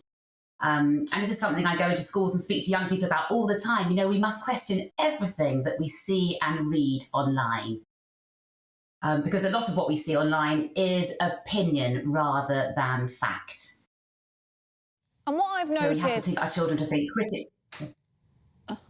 What I've noticed scrolling through my TikTok is a lot of the time when news comes up, news of the day, it's not from a journalist or a news organisation, it's just from anybody off the street, it's just from an influencer who is taking information, has put a nice graphic on it or something, and then putting it out to their audience, which can sometimes reach millions of followers. Exactly. You know, anyone can write anything on TikTok in a matter of seconds, and it doesn't mean that it's going to be the truth. So we must get our children to think critically when they're reading news or anything online, especially on something like TikTok. So I have to get them to think about, in terms of news, it's getting them to question things like, asking questions, who wrote this? Who is the author? Have they got any credentials? When was it written? Is it current? And what's the purpose of the news? What are they trying to do? Are they trying to inform, to entertain, to persuade, sell you something? So we have to get our children to really think, critically when they're online. And I would agree with you wholeheartedly, but there's an issue with all of these apps, actually. Maybe TikTok's one of the worst, and it's that dreaded word algorithm, isn't it? Because whatever children or anyone watching on these sort of things, you get sucked into an echo chamber of all the same sort of views, and it can really influence you, can't it, in a way which I would suggest is very unhealthy. Absolutely. And the TikTok algorithm is particularly powerful. And the way it works in terms of news is it's going to deliver you news that it thinks you're going to like to read, based on how you've interacted on TikTok in the past. So you're going to get a news which is perhaps, limited and less balanced. Exactly. So that's a problem. And also with TikTok, it's a short form video content social media app. So therefore the news you're going to get is going to be a kind of a snippet, a short form video. It could be anything from 30 seconds to 3 minutes. And that's not an awful lot of time. So you're going to get a limited amount of news. And it's not like other social media apps, let's say Twitter, where you can click a link and then kind of read that story in more detail. There is no way to you'll see a snippet of news and there's no way to read on that in more detail, which can be a problem, of course. And this does highlight, doesn't it, that the move away, especially for young people under 24s, away from traditional media sources such as television and newspaper and radio onto online. And that is a much more unchallenged world, really. Yeah, it's absolutely unchallenged. Exactly. Like I said earlier, anybody can post anything online, and it's not like it's gone through a sort of a rigorous, publishing process. I can type something now and post it on TikTok, and like I say, it doesn't have to be the truth. No, I do think it's a real concern. It's a bit like Pandora's box. We've sort of opened the lid. I don't know how you shut it again. Jessica, really good to talk to you this morning. Thank you very much indeed. I do think people like Jessica, because Jessica's at the younger end of the age group, right, I would suggest, and clearly knows what she's talking about, so maybe young people would listen to her. You get old fuddy-duddies going on and say, you mustn't do this and you mustn't do that. They're not going to pay any attention, are they? Yeah. So you need someone within that bracket who they would listen to. It is a worry, though, because I've even seen, talking to my friends down the pub or whatever, they take a story and it's got such a spin on it, but they've seen it on TikTok. Yeah. And that's the worry. And that's why it's important to listen to someone like Jessica who says, question your sources. Where's it come from? Yeah. Always think critically. What about people with Facebook, older generations on Facebook saying, if you see this is happening, no, it isn't. Anyway, let us know your thoughts. gbviews@gbnews.com. Yeah, stick with us, you'll be all right. But first, here's your weather. A brighter outlook with Boxed Solar. Proud sponsors of weather on GB News. Hello there, good morning. I'm Jonathan Vautry here with your latest GB News weather forecast provided by the Met Office. It is a fairly pleasant and sunny start to the day for many of us. Good amount of sunshine, and some of us will hold on to that sunshine throughout the day as well. But do keep the umbrella on hand, because we will start to see some showers bubbling up quite widely across the UK. They could turn on the sharp side in places. Most persistently across parts of Shetland up to North East Scotland, where it will also remain relatively breezy. But elsewhere, with light winds, it should feel pleasant in that sunshine, highs between 18 and 24 degrees Celsius. Into this evening, those showers will gradually fade their way out, and many of us will see some clear intervals developing and hold on to some of those clear skies overnight as well. Touch more cloud pushing across Northern Ireland into parts of southern Scotland, northern England, but particularly where you hold on to those clearer skies, temperatures will drop down to around 10 degrees Celsius in cities, even into single figures in some rural areas.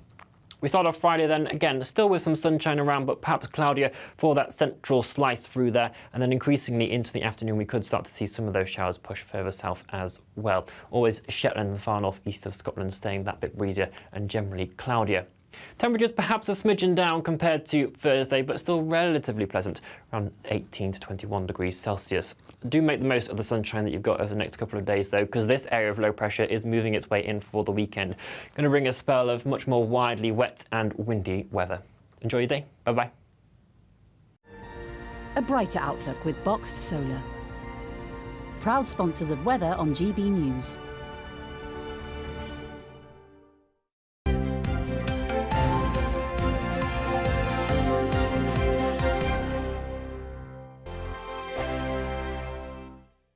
The Live Desk with me, Mark Longhurst. And me, Pip Thompson. It's here Monday to Friday on GB News. From midday, we'll bring you the news as it breaks, whenever it's happening and wherever it's happening, from across the UK and around the world. Refreshing, feisty, but with a bit of fun too. If it matters to you, we'll have it covered on TV, radio and online. Join the Live Desk on GB News, the People's Channel, Britain's news channel. Weeknights on GB News from 6 p.m. You'll always get drama. Please stop, Michelle. I know, yeah. Please stop. Should I just shut up? Romance. You like me, I like you. There you go. There you are. Well, don't tell anybody. Adventure. Etc. That's the whole point.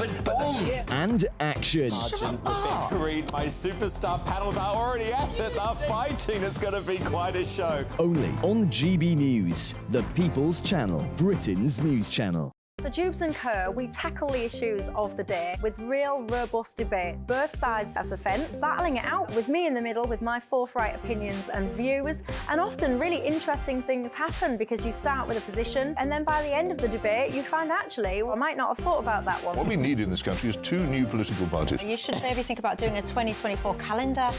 I'm Michelle Dewberry and I'm keeping you company right through until 7 o'clock this evening. GB News, the People's Channel, Britain's watching. Monday to Thursday, 9 p.m. till 11 p.m. Join me, Dan Wootton. I'll bring you the sharpest takes and hottest debates. Do you not believe in prisons? I don't believe in prisons. I'm completely stunned. I guarantee you there'll be no spin, no bias, no censorship. I actually was personally quite offended by it. And no reason to go to bed. So I guess they've always been quite woke. That's Dan Wootton tonight on TV, radio and online. Monday to Thursday from 9 p.m. till 11 p.m. on GB News. The People's Channel, Britain's news channel. In a world of dull and predictable radio and TV shows. Oh, hi. On Mark Dolan tonight, we've got big guests. We drill into the big stories of the day. The show adds up to a brilliant listening and viewing experience. Mark Dolan Tonight is the most entertaining current affairs show ever, and that's a fact. That's Mark Dolan Tonight, Friday, Saturday and Sunday from 9. Only on GB News, Britain's news channel.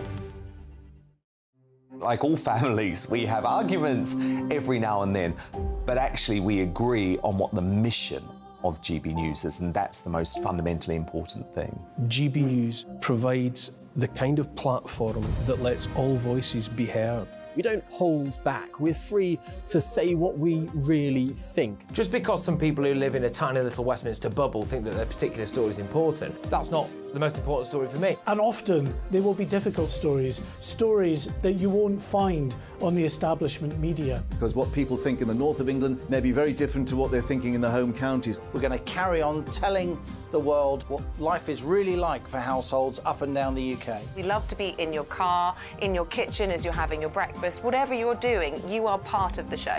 If it matters to you, it matters to us.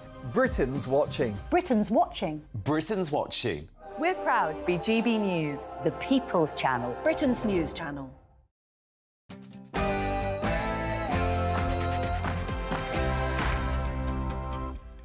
Good morning, 9 o'clock, Thursday the 20th of July. Today, more pressure on the Prime Minister as the nation goes on strike.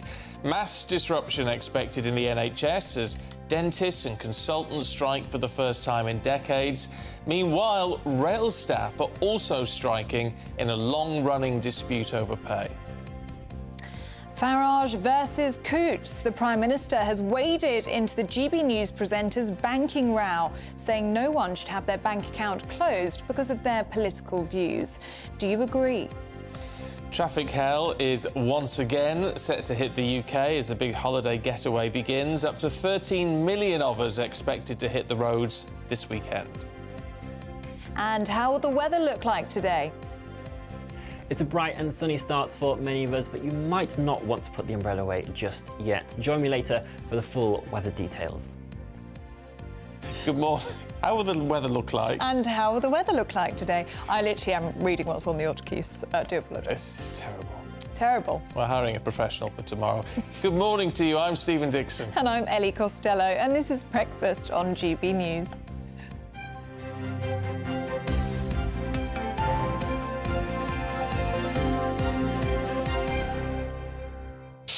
Now, as Ellie gets her teeth in, we're going to talk strikes very shortly, but want to kick off, actually, with this whole banking situation, because this is, from an individual story, this is blowing up now into something really big, and the head of the NatWest Group is under fire after multiple MPs, including the Prime Minister and the Home Secretary, criticised the company's handling of the Nigel Farage debanking scandal. Yes, Dame Alison Rose is alleged to have sat next to the BBC's business editor at a dinner the night before he published a story claiming the GB News presenter, Nigel Farage, was debanked for commercial reasons, a claim now exposed as false and described as concerning by the banking watchdog. Well, the Prime Minister said yesterday that the government would now be cracking down on banks who cancel customers.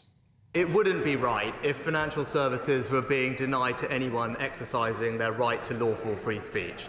Our new Financial Services and Markets Act puts in place new measures to ensure that politically exposed persons are being treated in an appropriate and proportionate manner. And having consulted on the payment services regulations, we are in the process of cracking down on this practice by tightening the rules around account closures. But in the meantime, any individual can complain to the Financial Ombudsman Service, which has the power to direct a bank to reopen their account. Let's talk to political commentator and former MEP Patrick O'Flynn, who's here. Morning. Good to see you this morning. Good morning. I mean, what the PM said there, is about, the rights to legal free speech, which certainly Coots, NatWest, seem to be denying people, basically. Absolutely right. I mean, I found this one of the most shocking stories about having been in public life and wanting to take part in political debates that I can remember, because I had presumed when it first broke and Nigel first revealed he was being debanked, that 90% of it would turn out to be overzealous interpretation of the politically exposed person rules, which are a bit daft anyway, and 10% would be a little bit of woke animosity among the corporate banking class, like we don't like him anyway, so we're not going to sort of bend to save him. In fact, the proportions turn out from Nigel's, private file that he's got hold of to be completely the other way around. The politically exposed person side of it was declining, as they say, that it was several years since he'd been in elected politics.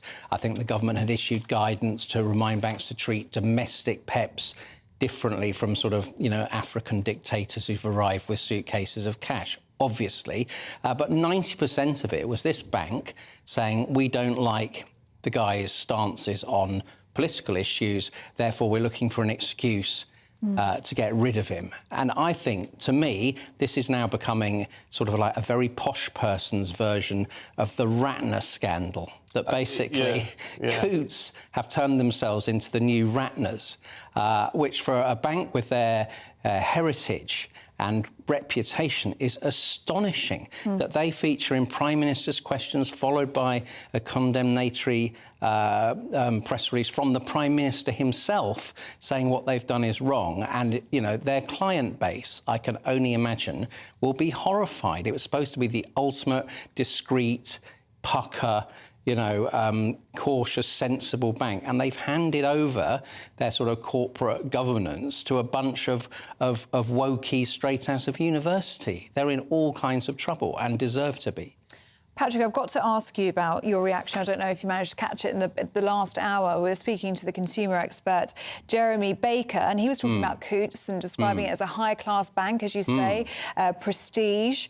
And he described Nigel Farage as this growing anti-establishment figure. And he said it should be no surprise to Nigel Farage or anybody else that high-class bank doesn't want Nigel Farage as a customer. He pretty much said it's their prerogative to make that decision. Well, I completely disagree. I think the point's been well made that almost 40% of the NatWest banking group is owned by the British public, which bailed it out after it got its sums disastrously wrong in the run-up to the financial crisis. I mean, that's one point. But another point is that that all banks seem to copy what the other ones do, and to debank someone is to remove their ability to function in our society, and to do it for political reasons is just deeply sinister, and I think the point's been well made. Incidentally, what I am particularly shocked about is no one that I've seen senior in the Liberals or the Labour Party has made the obvious point that this is wrong. They seem to be reflexively, oh, it's Nigel, we don't like what he stands for, therefore they're keeping stum. How does that give anyone any confidence that Labour, which claims to be ready to be the party of government, could govern this country in a decent way? So I think that's a completely wrong take, and to persecute people for their political views, it will narrow what is considered to be legitimate views to hold. It will leave establishment ideas untested and unscrutinised, and they are basically trying to bludgeon their way for their agenda, which is not supported by most people, by shaming and cancelling anyone who disagrees. What do we take of... I mean, Coots have said we can't comment on the details given because of our customer confidentiality obligations. However, it's not Coots' policy to close customer accounts solely on the basis of legally held political and personal views. So, I mean, there's 2 points with that. One is, they say that they don't close accounts on this basis. The other two, customer confidentiality, which seems to have gone out the window when the head of the NatWest banking group was sat next to the BBC journalist who then had a story the next day about it.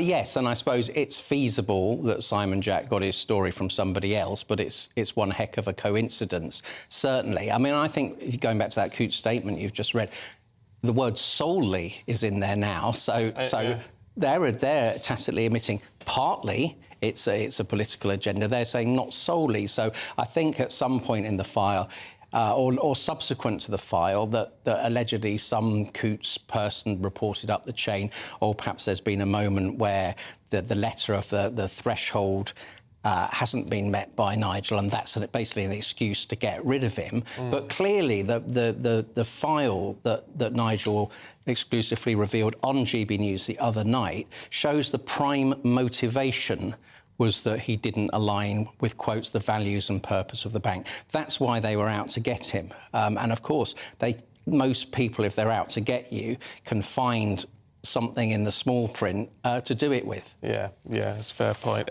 Patrick, good to see you. As always, thanks very much. Pleasure. Indeed. You might not have a bank account by the end of the week. Well, I hope not. But can you imagine? I know. Yeah. Lots of you getting in touch on this. Apparently, there were 300 emails after the last hour. Within minutes. Yeah, after Jeremy Baker spoke to us. I'll just share a few of them now. Arthur made the same point that we did, which is Nigel Farage wasn't applying for an account with Coots Bank. He's had one for years. If he's been OK for all of these years, what has changed now? It's a very good point. And Jeremy was talking about know your customer, which is what they have to go through, check there's no money laundering, all the rest of it. Fair enough. He seemed to be saying, well, that was a good excuse not to sort of have Nigel as a customer. But Robert says, if you were an extremist or someone wanting to harm the country or a criminal, yes, don't let them use your bank. But Nigel? No, he's absolutely fine. And the point is whether you agree with Nigel's positions on some things, all the things, or none at all, that shouldn't be an excuse for not allowing someone access to the banking system. Yeah. Should it? Well, the Prime Minister says it shouldn't be. Well, it's a free speech issue, isn't it? It is, yeah. Keep those views coming in. gbviews@gbnews.com.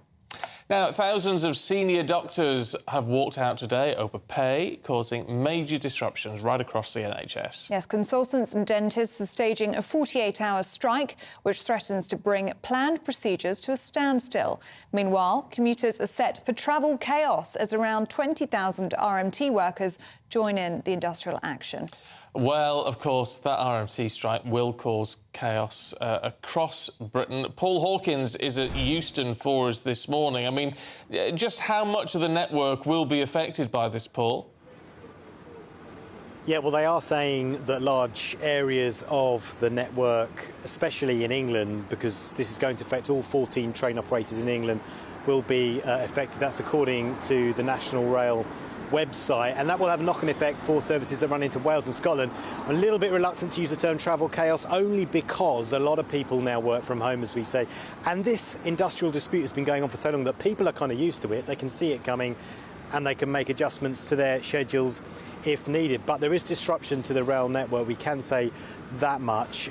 20,000 people from the RMT who work on the railways are on strike, and this is over pay, conditions and jobs. The most recent grievance being the closure of ticket offices. That is out for consultation at the moment, and the government said that about 100,000 people have responded to that consultation. There's been pushback on that from the unions and also disability groups who are saying, look, you need the ticket offices there. Mick Lynch says it could make around 2,000 people redundant, so the pay dispute continues, and also this will have a knock-on effect because on the London Underground next week there is a 6-day RMT strike. Here's what Mick Lynch of the RMT had to say earlier.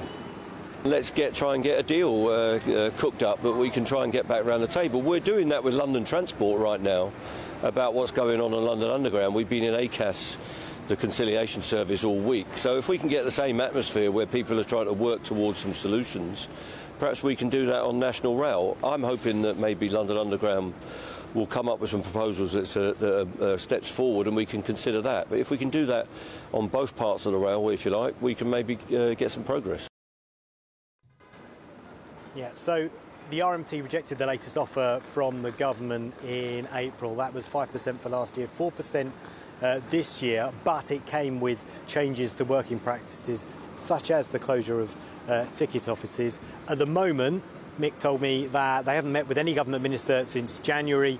They have been speaking to government negotiators, but there has been no contact with government ministers since January. So he's saying that the government needs to let the rail companies negotiate and they need to come back to the table. Paul, thank you. Let's go straight to the Bristol Royal Infirmary and Jeff Moody, who's there for us this morning. So, I mean, that's the rail strikes on one side, Jeff. We've got all these NHS consultants, NHS dentists who work in hospitals on strike today. I mean, what actually is going on at the BRI today? How badly affected will it be? Extremely badly affected. They're saying that it really is only emergency care that can be provided here. The strike goes on for 48 hours.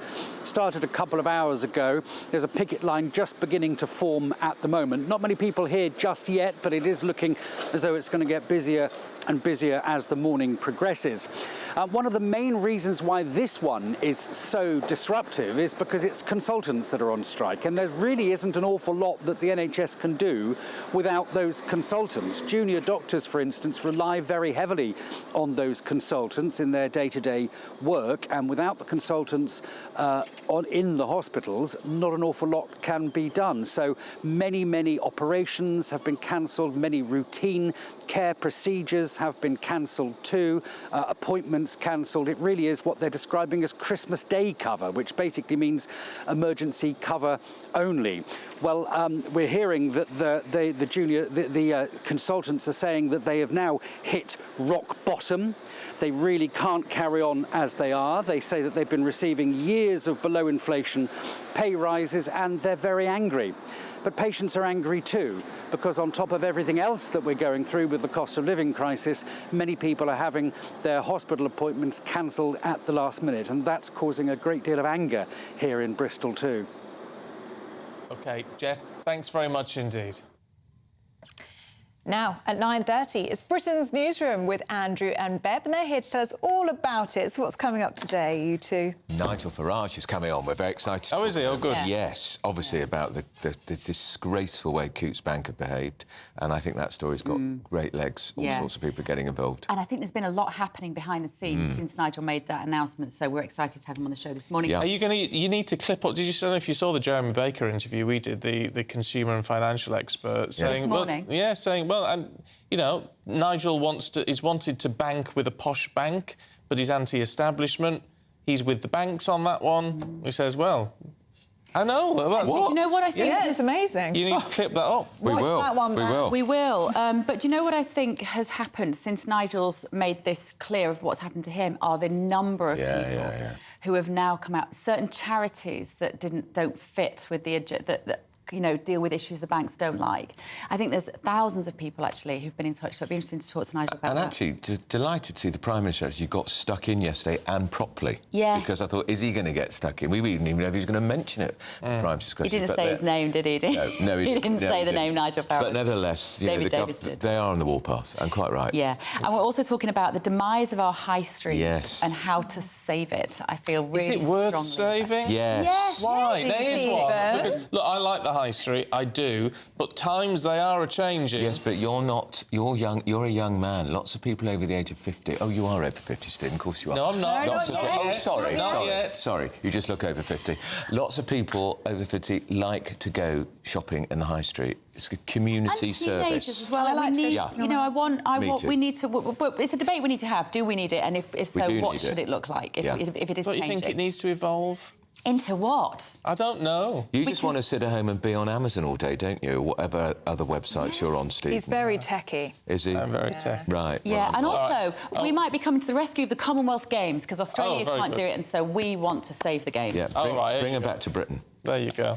Well, look, we'll see you two and the Malin Streak a little bit later on. Look forward to that. Thanks very much. Thank you very much, you two. Now, Get me still on back to on. come. Yeah, that's coming. The cinema boom. Is it on its way back to the UK? We're going to be speaking to Steph Tetchy in just a moment. Titchy. Tetchy. That warm feeling inside. From Boxed Boilers. Proud sponsors of weather on GB News.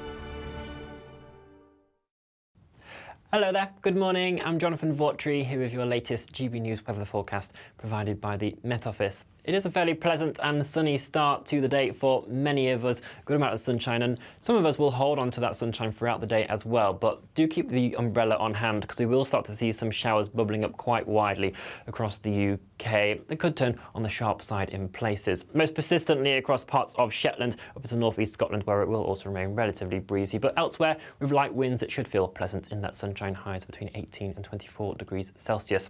Into this evening, those showers will gradually fade their way out, and many of us will see some clear intervals developing and hold on to some of those clear skies overnight as well. Touch more cloud pushing across Northern Ireland into parts of southern Scotland, northern England, but particularly where you hold on to those clearer skies, temperatures will drop down to around 10 degrees Celsius in cities, even into single figures in some rural areas. We start off Friday then, again, still with some sunshine around, but perhaps cloudier for that central slice through there. And then increasingly into the afternoon, we could start to see some of those showers push further south as well. Always Shetland and the far north east of Scotland staying that bit breezier and generally cloudier. Temperatures perhaps a smidgen down compared to Thursday, but still relatively pleasant, around 18 to 21 degrees Celsius. Do make the most of the sunshine that you've got over the next couple of days, though, because this area of low pressure is moving its way in for the weekend. Going to bring a spell of much more widely wet and windy weather. Enjoy your day. Bye-bye. That warm feeling inside. From Boxed Boilers. Proud sponsors of weather on GB News.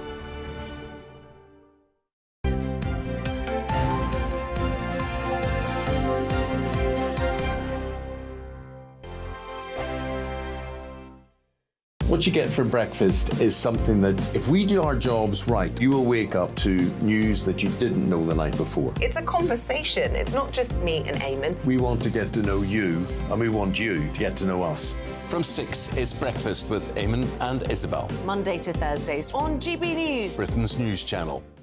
Westminster is going around in ever-decreasing circles, followed by the media. Britain is broken. How on earth did we get into this mess? But more importantly, how do we get out of it?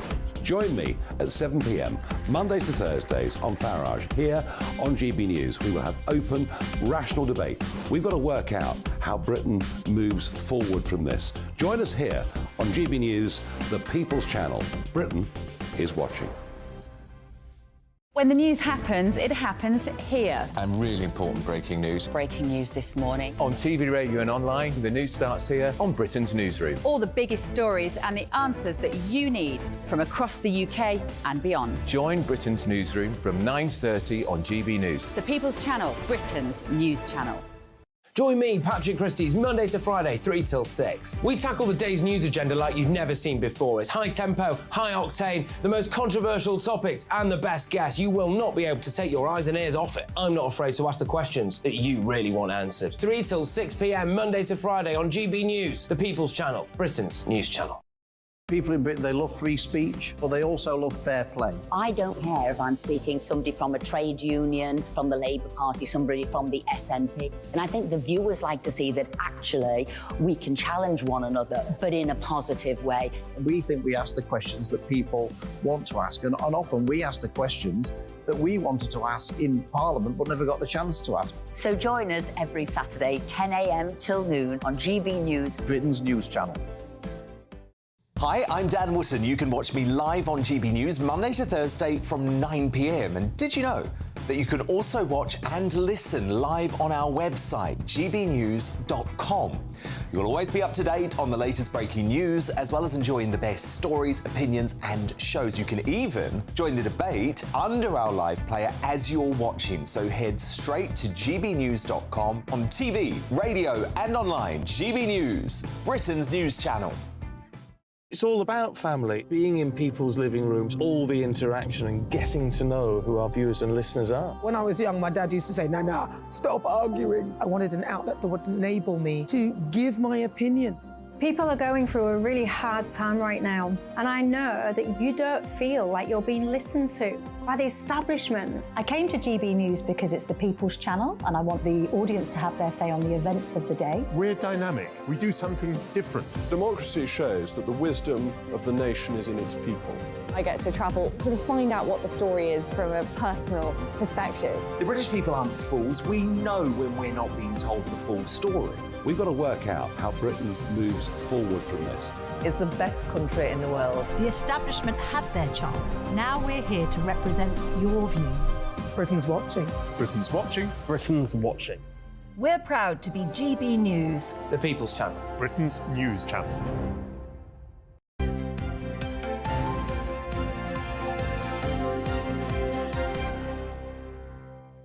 Now, it's an exciting movie weekend because we've got Barbieheimer, or something like that. Stephanie Tetchy. Barbenheimer, yeah. This is set to be the ultimate cinematic event. We have two big blockbusters which have been the most anticipated movies of the year. Barbie, which stars Margot Robbie, and then you've got Oppenheimer, who stars Cillian Murphy. Both of these films couldn't be further apart. You know, you've got the Barbie gang, which is very female charged. It's not just about plastic fantastic. There is a really deeper meaning of female empowerment in it, but it is a comedy. And then you flip over to Oppenheimer, which is more of a serious about the father of the atomic bomb back in the World War II. Cillian Murphy's undergone a dramatic transformation to play this role. So most cinema fans are really making a go of it and planning to see both of these movies, which will be coming out tomorrow. They're from different production houses. It wasn't planned, but they've managed to market off it and make it a really big thing. I've got to say, I mean, Oppenheimer looks absolutely... So it's got Matt Damon in as well, hasn't it? Yeah, it's got Matt Damon, it's got Emily Blunt, it's got Florence Pugh. There's big awards chatter around that film. But when in terms of money, Barbie's looking to bank $100 million this weekend. Well, I'm not surprised with the promo that has gone into Barbie. I feel like it has been everywhere, and you've seen it. I loved it. I thought it was really fantastic. Last week we were talking about that. It had been rated 12A, and I understand why, because it's not just all about playful Barbie. There are some serious themes in it, but the cast is just perfect. Greta Gerwig got it amazing with Margot Robbie as Barbie, Ryan Gosling as Ken. So there's so many factors to this movie that makes it great. But, you know, in terms of Oppenheimer, it's going to be attracting a more mature crowd. It's 3 hours long, and it's definitely delving into history. So you can imagine the big thing about these two films is that they're attracting cinema goers back to the cinemas, and that's what the Hollywood blockbusters want. How problematic has it been for cinemas? I mean, like companies like Cineworld are on the, shut down for months and all the rest of it. The pandemic was a nightmare. But are things really building back up again? No, because, Stephen, we've had many blockbusters that have come out, such as Indiana Jones, Mission Impossible last week, which actually didn't do as well that had been predicted. So that's why they're making a big deal about these two movies, because there's so much hype around it, and they really want to get those bums on seats. And if you can't get big blockbusters such as Indiana Jones attracting people, it's a worrying time for cinemas. And you're finding that the streaming services such as Netflix and Amazon, they're making people less reluctant to go to the cinemas. But I think this weekend, it's a really good time to just go buy a cinema ticket and see one of those movies, or both. Both. Well, I'm going to be doing both. And do you know what? It's going to be lovely to sit in a packed cinema. Make sure you wear pink. I will. I'll write down the team. Yeah, brilliant stuff. Yeah. Tetchy, yes. Thank you. We'll see Lots you of tomorrow love. morning. See you in the morning, guys. Yeah, we're back tomorrow, aren't we? We are back tomorrow. 6 a.m. But up next is Andrew and Bev with Britain's Newsroom. Morning. Morning. And we are excited because guess who's coming in? Nigel Farage. That's right. A lot has been happening since that massive story yesterday morning about him having his bank accounts cancelled.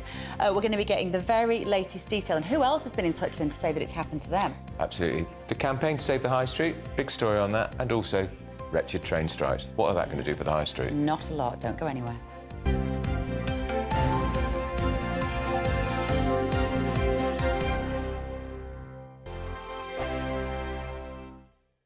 The Live Desk with me, Mark Longhurst. And me, Pip Thompson.